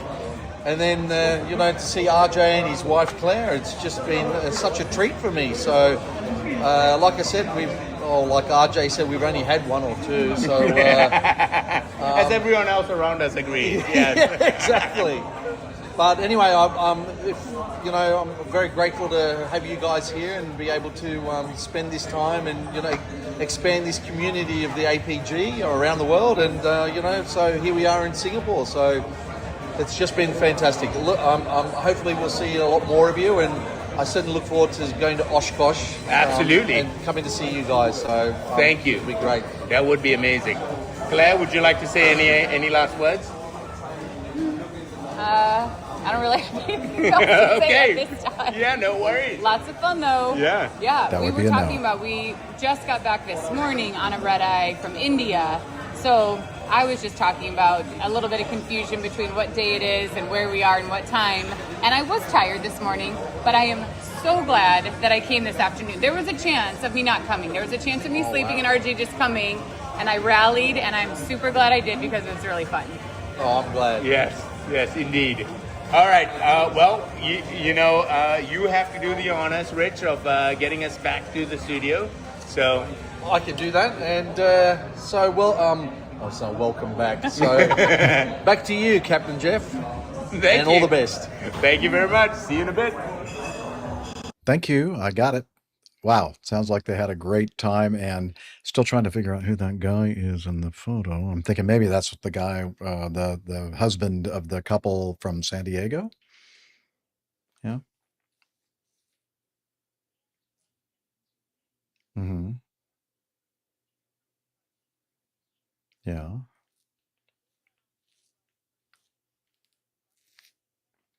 Ah. Mm-hmm. Mm-hmm. I think that's Rich Fulton's wife's boyfriend. I'm not sure though. Yeah, tennis instructor. Just kidding, of course. Yeah. So, yeah. So this is just for the video people only. Liz was saying that that was actually two separate meetups, 2 separate days. That's why RJ. At first, I I thought assumed he just spilled a pint of beer over his shirt. I was just going to say the same thing. That's what happened. Actually, he spilled beer all over his shirt, so he had to change into that T-shirt. Yeah.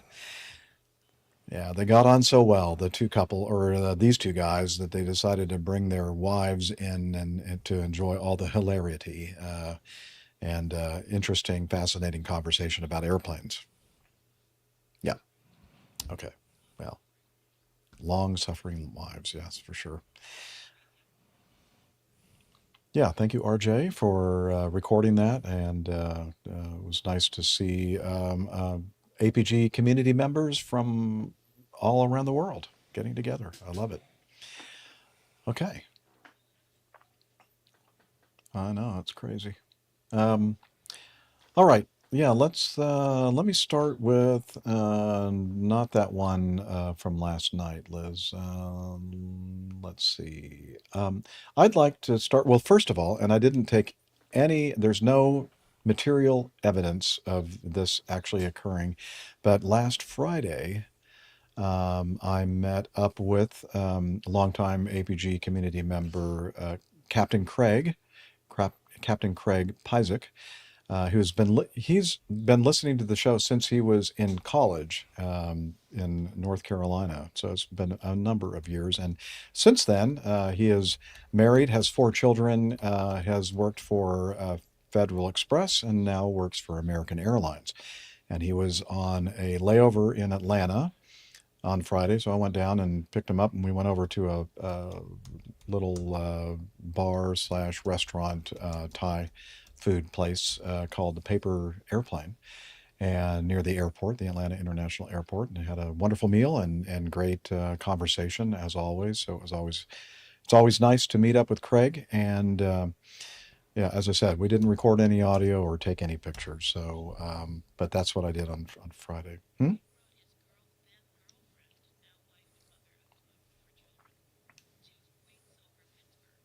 Oh, that is right. Okay. So Liz is mentioning that we had back when we used to do these annual big meetups, the second one that we did was in Pittsburgh, Wings Over Pittsburgh, 2017, where Craig brought his then girlfriend with him, now wife, and mother of their 4 children. So, yeah. So long time, that just proves that he's been listening for quite some time. Anyway, so that was nice to meet up with Craig. If you're listening, Craig, really enjoyed it. Hope to do it again soon. Then fast forward a few days. So I don't know, it was about a month ago. I think is James. Yeah, he's still in our live audience right now.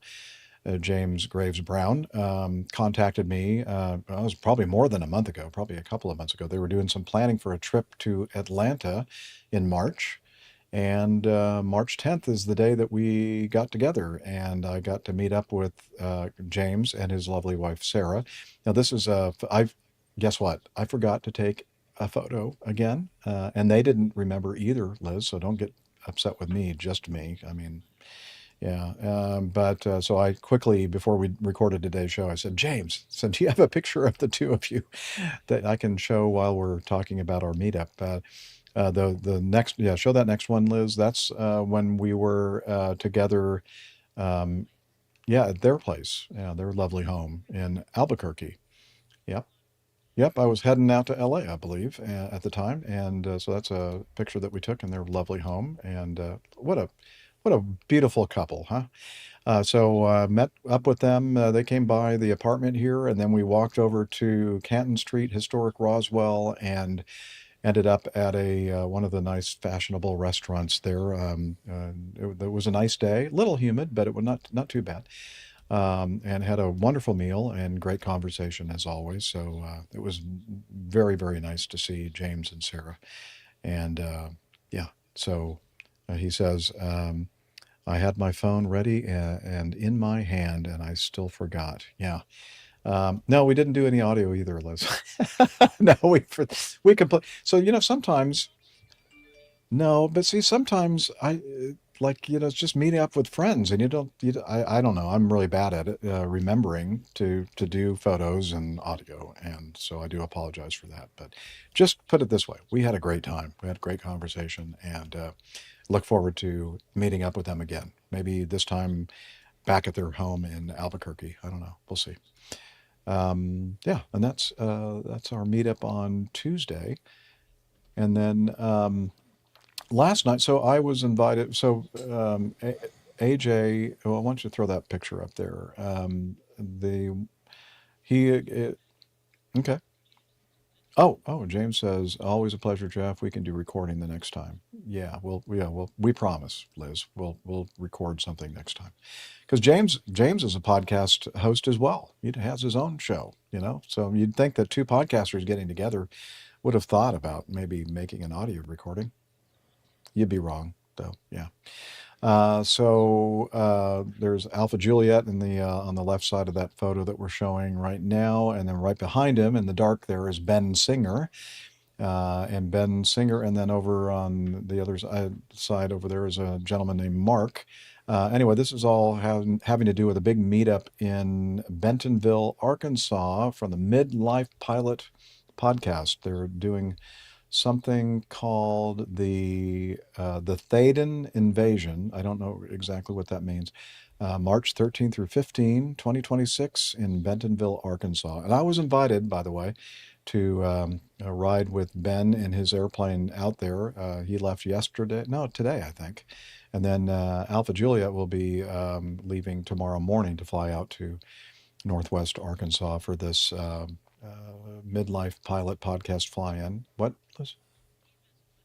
Oh, Steve has a question. Okay, hang on. Let me get to this window. Did you and AJ coordinate shirts? No, I know in the picture it kind of looks like we did, but they're actually completely different. I mean, my the photo didn't do very well with the color, but that's actually blue and white, and AJ's is like black and white or something. I don't know. But no, we did not coordinate. We should have, but we didn't. So he wanted to borrow some audio equipment for them to record some stuff in Arkansas, and he also wanted to get an Acme T-shirt. So I had one of those made for him, and I delivered it to him and joined these guys in Cobb County last night. So.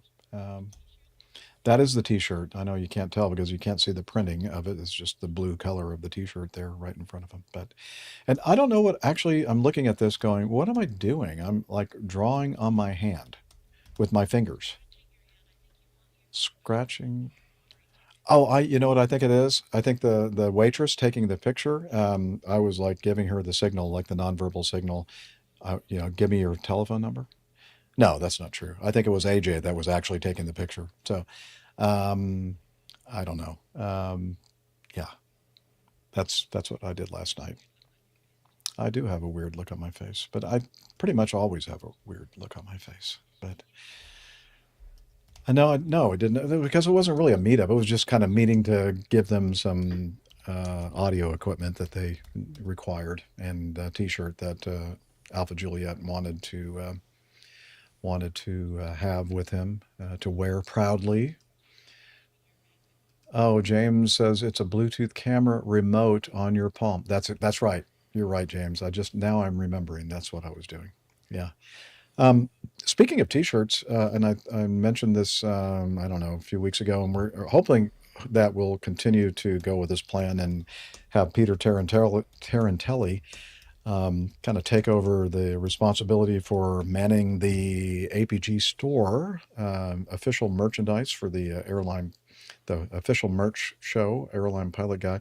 I did go on there and do some tweaking a little bit, and updating. And so we do, just as a reminder, if you want to get some, although, yeah, gosh, they're just so expensive. And the only way to make these things cheaper is for me to do the printing myself, but I'm not going to do that anymore. That was a part of my life I don't want to revisit. Yeah. I mean, Captain Nick, you remember helping me with printing T-shirts for something. I don't know. What was that? Very labor-intensive that was a Pittsburgh thing, I think, that we were printing T-shirts, right? Yep, yeah, absolutely. The Wings Over Pittsburgh. Yeah, back in 2017. Yeah, it is very labor-intensive for sure. There's pretty competitive prices on Teespring, I thought. Really? I mean, considering that most T-shirts I buy are 15 to 20 quid, that's going to be, 25 to 30 bucks. God, it just seems so expensive to me. It does. I know what grant things you cost. that, but that's too much. That's just the price of things. Yeah, but anyway, we'll hopefully get what I would really love is that we come up with all these great ideas, like the J number, like the most recent kind of little thing that we've come up with, or what's your J number would be a great T-shirt, along with this graphic that we're going to show when we cover the feedback here from Gus in Argentina. That would make a great shirt, I think. So, if we come up with like an idea for something or a saying or whatever, I think it'd be kind of fun to just kind of on the fly come up with these different T-shirt ideas. So again, we're hoping to do this. Steve Simpson has a great idea. Should have a jackass on one of the shirts. Yeah. APG Jackass Penguin. Yeah. So anyway, lots of great ideas out there. We just have to make them, something actually concrete, bring them to fruition. Yes. Anyway, so we'll, keep listening for maybe some updates on that. So hopefully soon. All right. Yeah. Okay. We're going to do the coffee fund next, right now. Here we go. Oh, I'm the one that has to push that button. Okay, here we go. All right.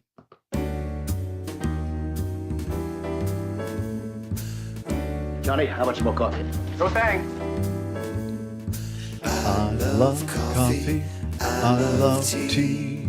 I love the APG community. Coffee and tea and the Java and me. A cup. Oh yeah, that's getting kind of low. The Coffee Fund. It's your way, dear listener, to support our show financially if you have the financial resources to do that. As we always say, if you need to spend your money on things like food, shelter, clothing, flying lessons, all the important stuff in life, please don't send us anything. But if you have some extra and you want to join the wonderful people that are part of the Coffee Bar Club, you can join. You can go over to our website, airlinepilotguy.com/coffee, and learn more about it. A couple different ways to do it. One is through Patreon. We don't have any new patrons this week, but we do have the original method, the OG Coffee Fund Classic method. And we have Mazus Karim again coming in with a nice donation that he gives us every month. And also Ernest, aka MetroDoc, who is with us on our live recording right now. So thank you very much, Ernest, or MetroDoc, for your contribution. Much appreciated. Again, if you're interested in joining these wonderful people in supporting the show financially, please head over to airlinepilotguy.com/coffee and learn about how you can participate. You'll be glad you did. We will too. Okay.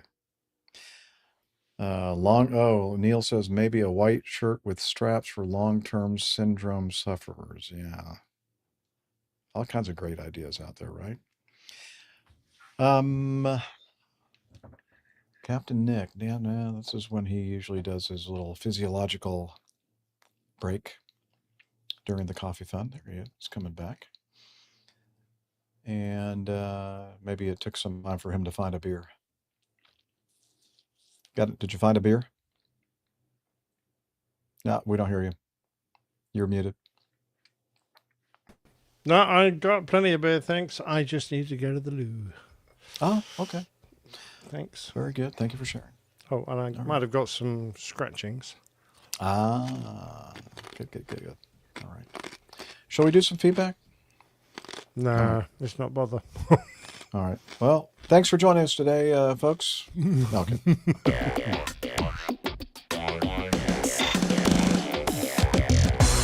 Captain, incoming message. All right, our first feedback is from Besem Agad from Jordan. Besem, okay. Yep. Oh, that's I've met right. Besem a couple of times. He was. That's he was doing right. his Okay. upset training, and now he's in an airline. Yeah, you had some audio, some video, I think. Of the Yes, two we of you did last with a time. meetup. Yeah, I I had a remember that. pub Yeah. near Heathrow. Okay, cool. Well, he writes, "Greetings, APG crew. I stumbled upon this profile for a UK-based pilot named Barry."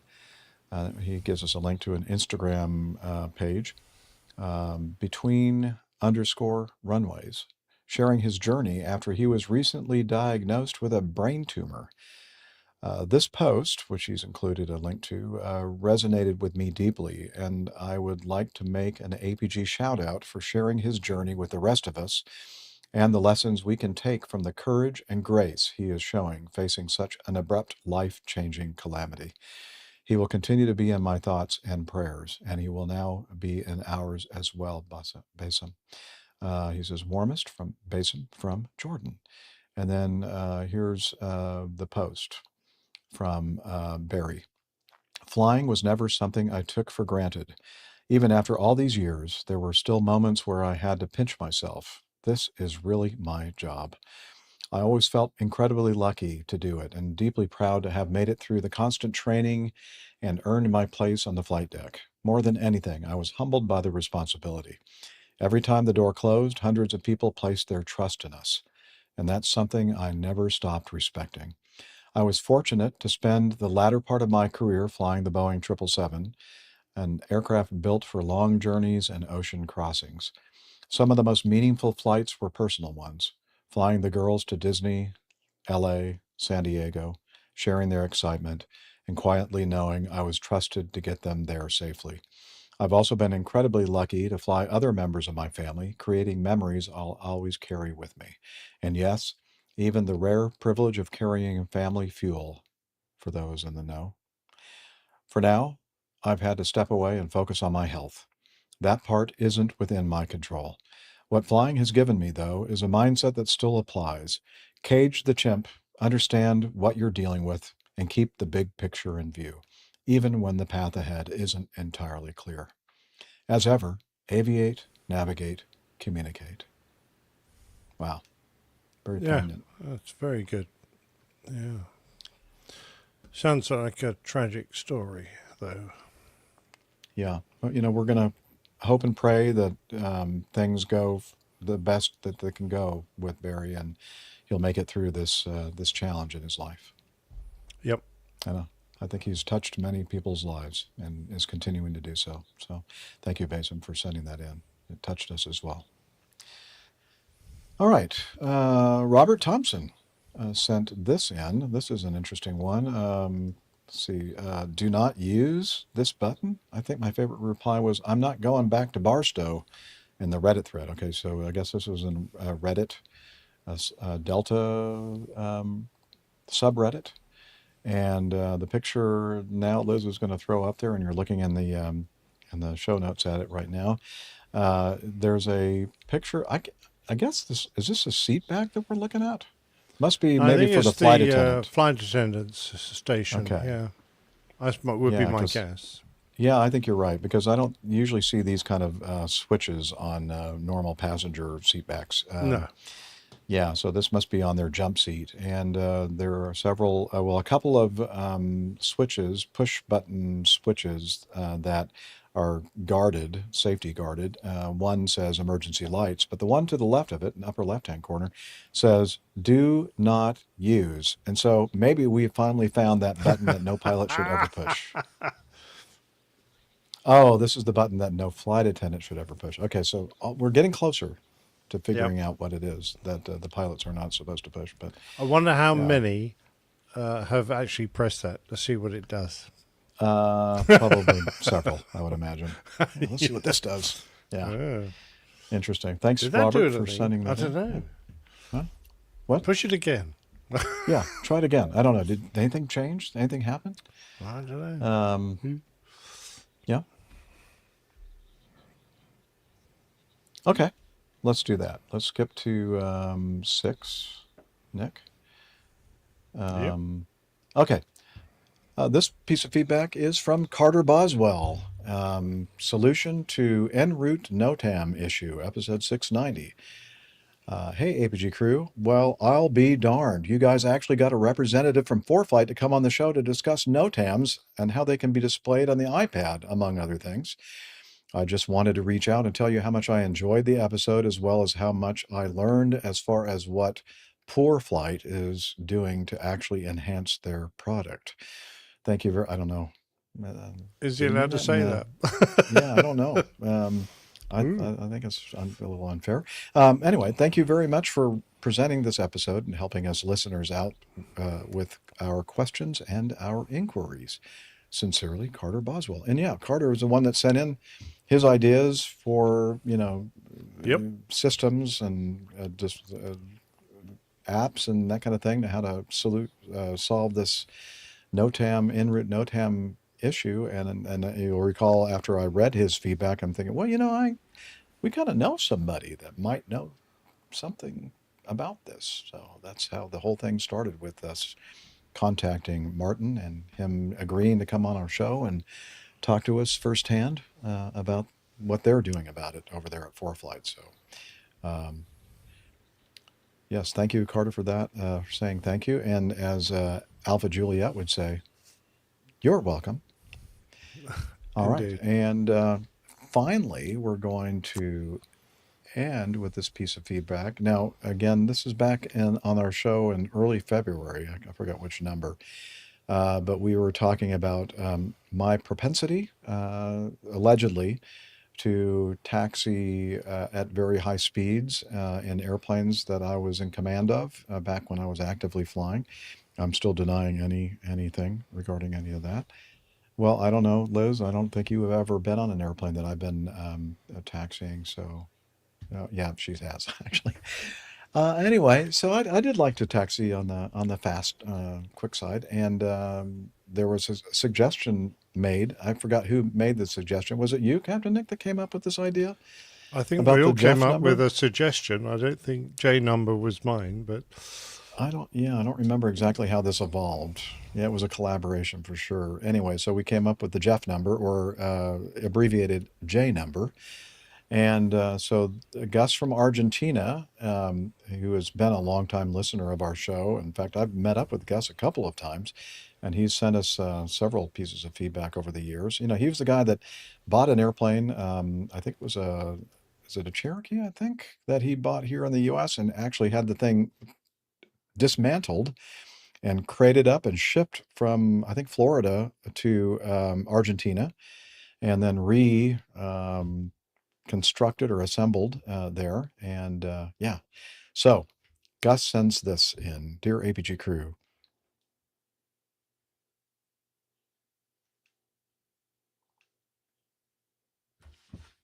okay. So Dana, Captain Dana is with us in our live audience. Oh, that's awesome. Hey, Dana. He says, I taxi at a fair rate. I've been on Jeff's airplanes with him taxiing. Mario Andretti. Mario Andretti. Okay. Hey, Okay, nice to Dana. see you, Dana. Yeah, I don't like to waste time, and I didn't do it on like tight corners or anything. Usually, it's usually the straightaways.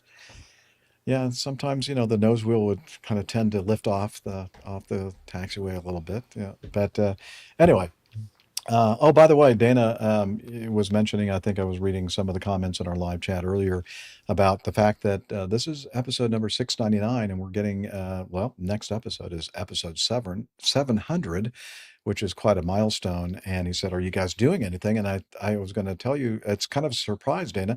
I think you hosted the 300th episode at your lovely home in the Atlanta area, and we're going to go back next week to your place and have the 700th celebration. I meant to tell you. Uh, yeah, I mean, I'm sorry, I forgot to get in touch with you, but I hope that's okay. No, I'm just kidding. 700 people coming. Yeah, we're not doing that to you. We're not doing anything special. It's just another number, right? Like age, it's just a number. Yeah, we're lazy. But anyway, so good to see you, Dana. And I think Pilot Pip was in our live audience as well. Okay. Wow, all these celebrities showing up in our live audience. That's cool. And you should people, you should do this sometime if you follow us on X or Facebook. Uh, Producer Liz puts out these posts letting people know when we're planning on recording the show live. You should join us sometime. It's a lot of fun. Um, who? Pepperoni? Yeah. All right. Oh, and Pip just said to Dana, I'll be there for the 700th, Dana, next week. Anyway, what else was I going to say? Oh, yeah. Just a reminder to everybody. A lot of times we'll be talking about pictures and stuff. But if you're listening to the audio only podcast, really, if I include some of these graphics in the chapter images, if whatever you're listening to supports that. But you can always go to the link that we have in the show notes to take you to, you can see all the articles and all the photos and everything else, especially in the Getting to Know Us segment. So just a reminder that you can see all of it there.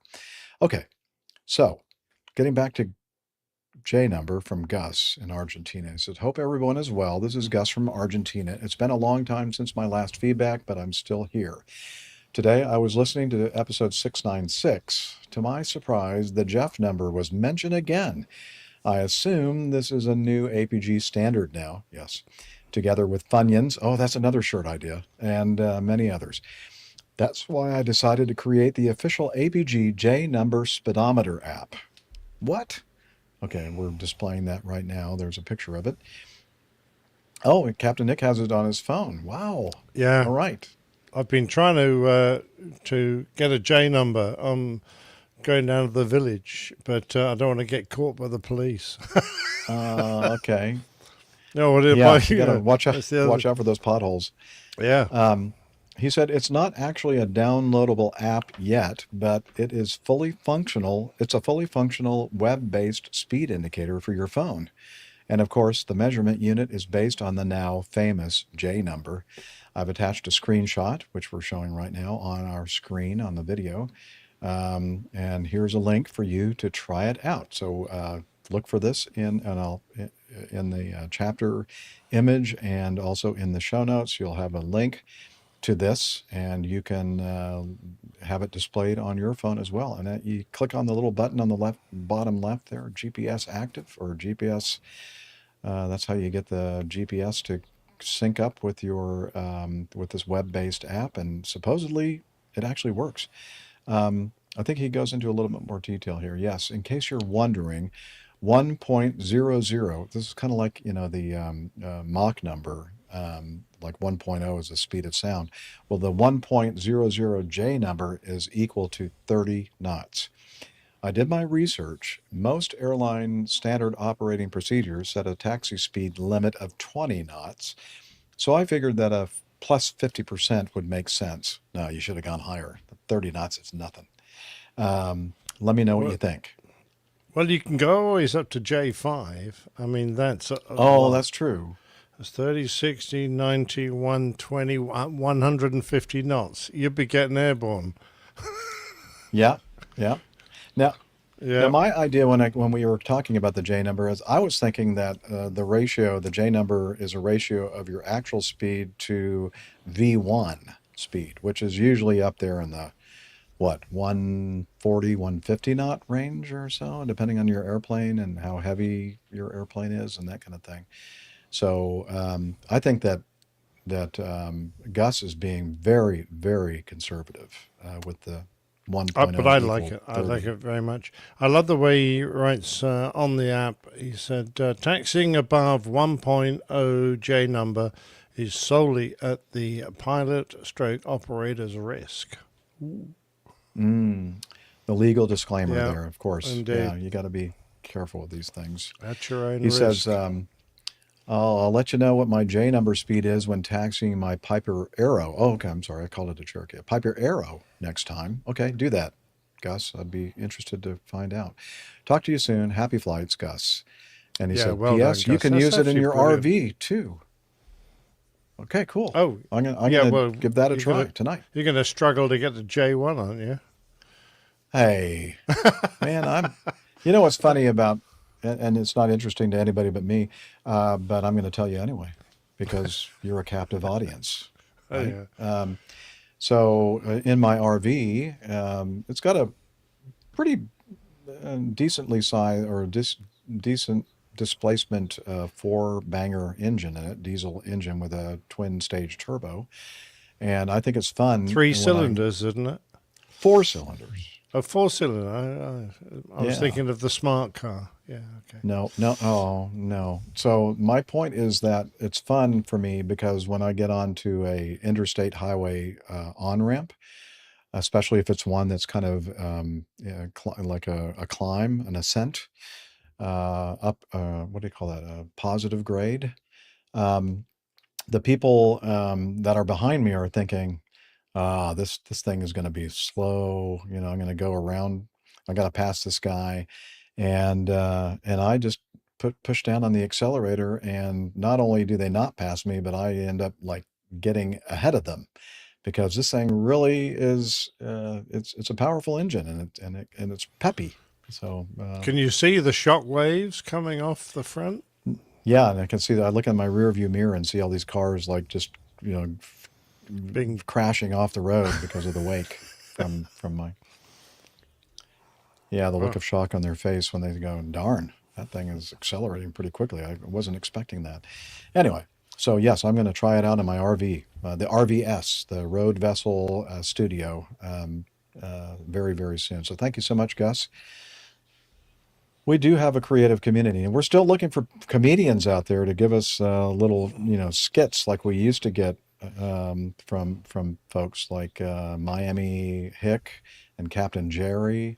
Captain Jerry, are you still out there? Send us some stuff. Or anyway, so I think that's one of the things about the show that I enjoy so much is not only covering all the stuff about the incidents and accidents and that kind of thing, but also having some fun and trying to be entertaining. Trying is the key word there. But anyway.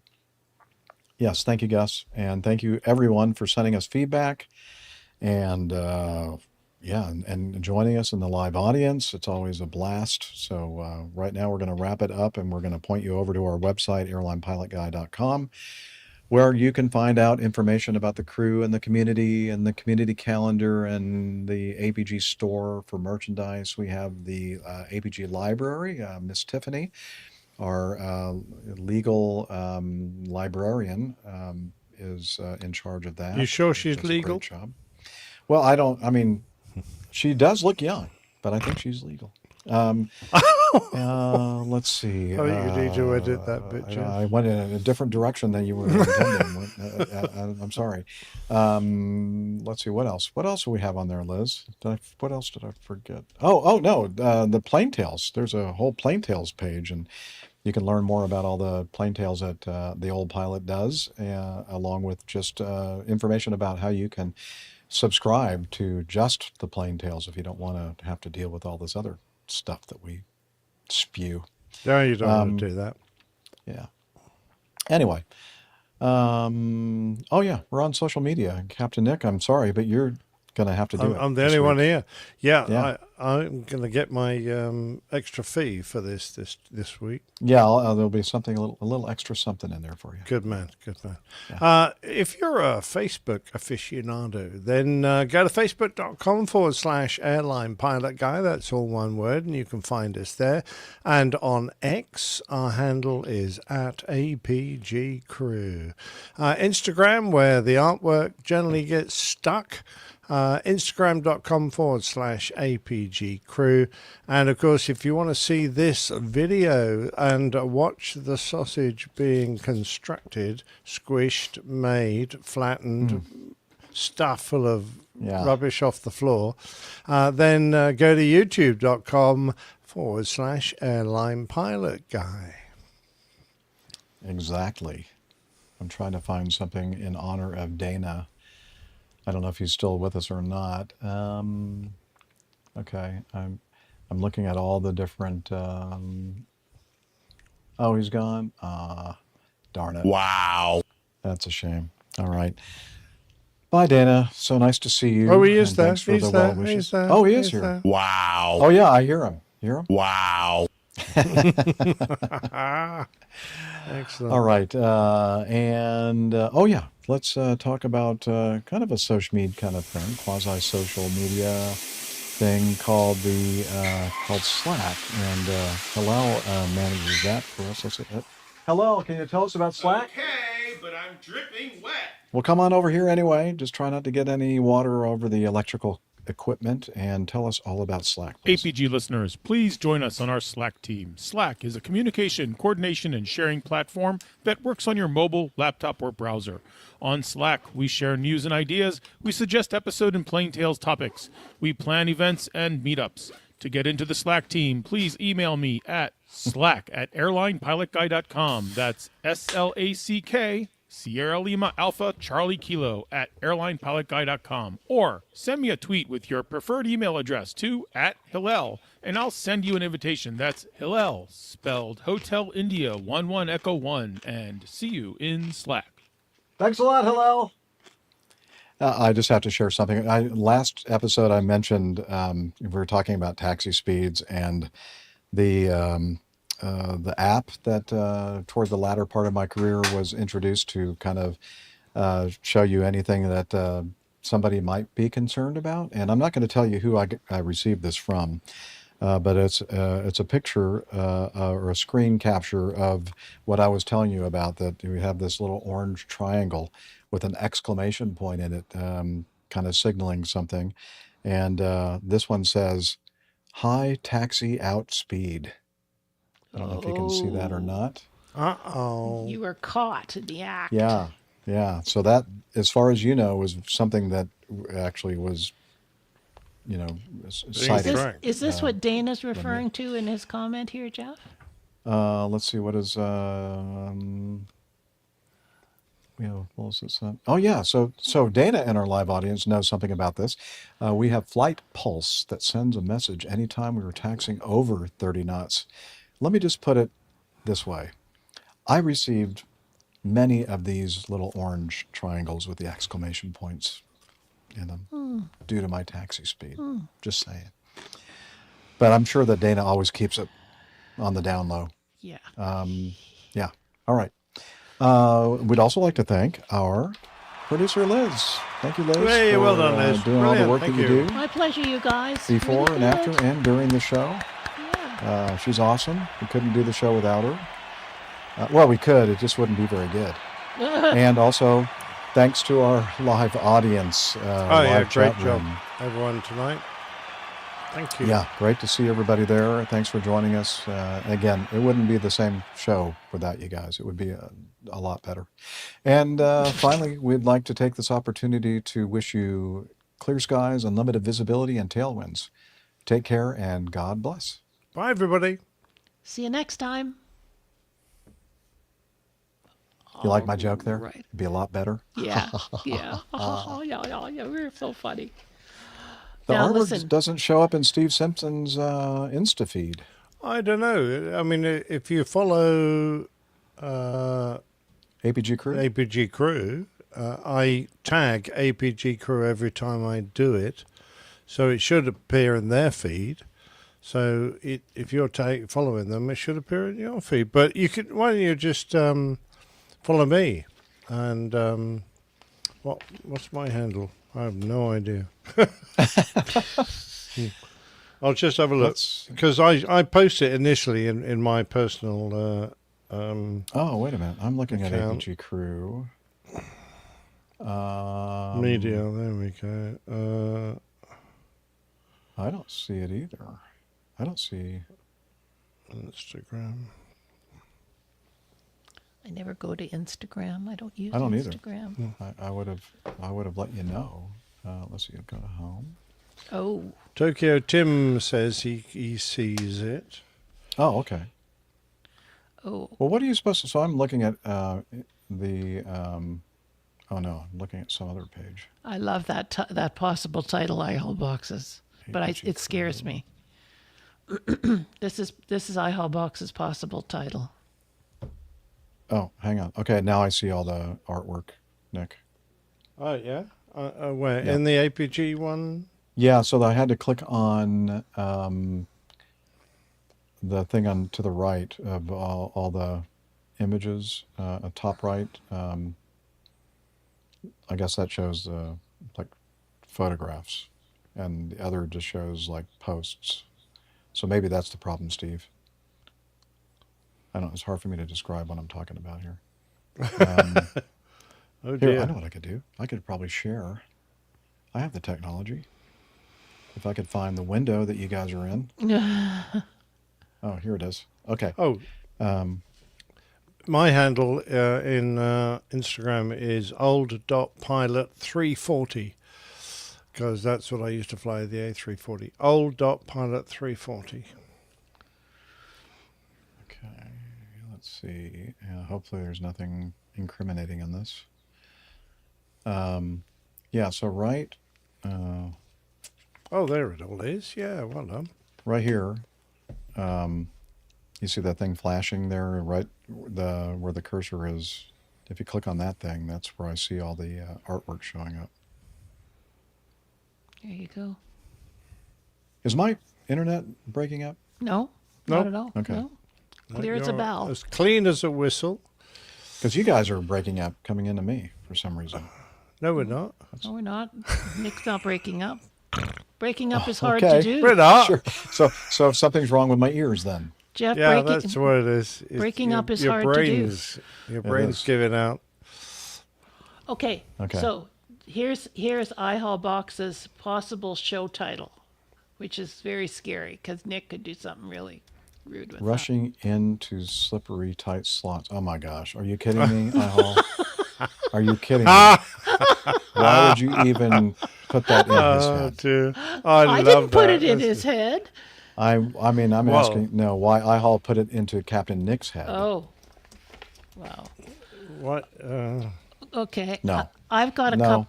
Anybody else I'm in not. the chat That's not room? going to be the title. I mean, I don't care what you do with the artwork. I'm not going to put that as a title. Jeff's going to put a big. Well, what Flat. can I put? Okay, here's some suggestions. Rushing into tight slots?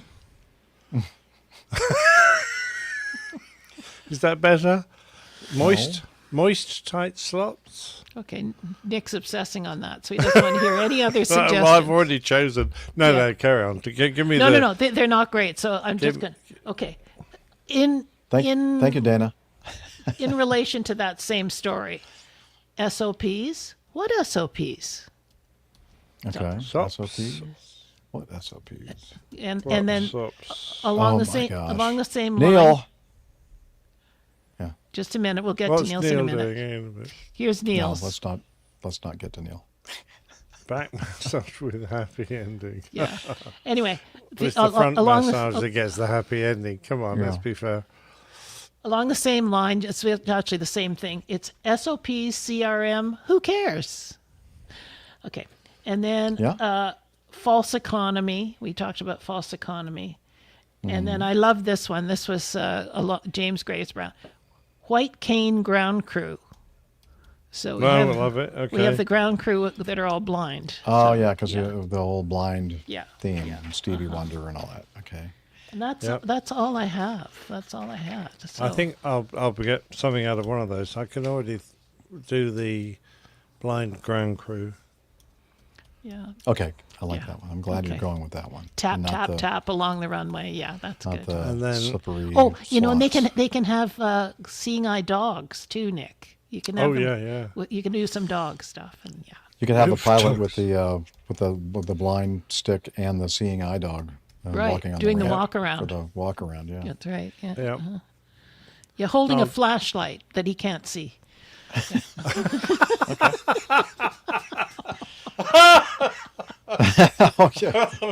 got him.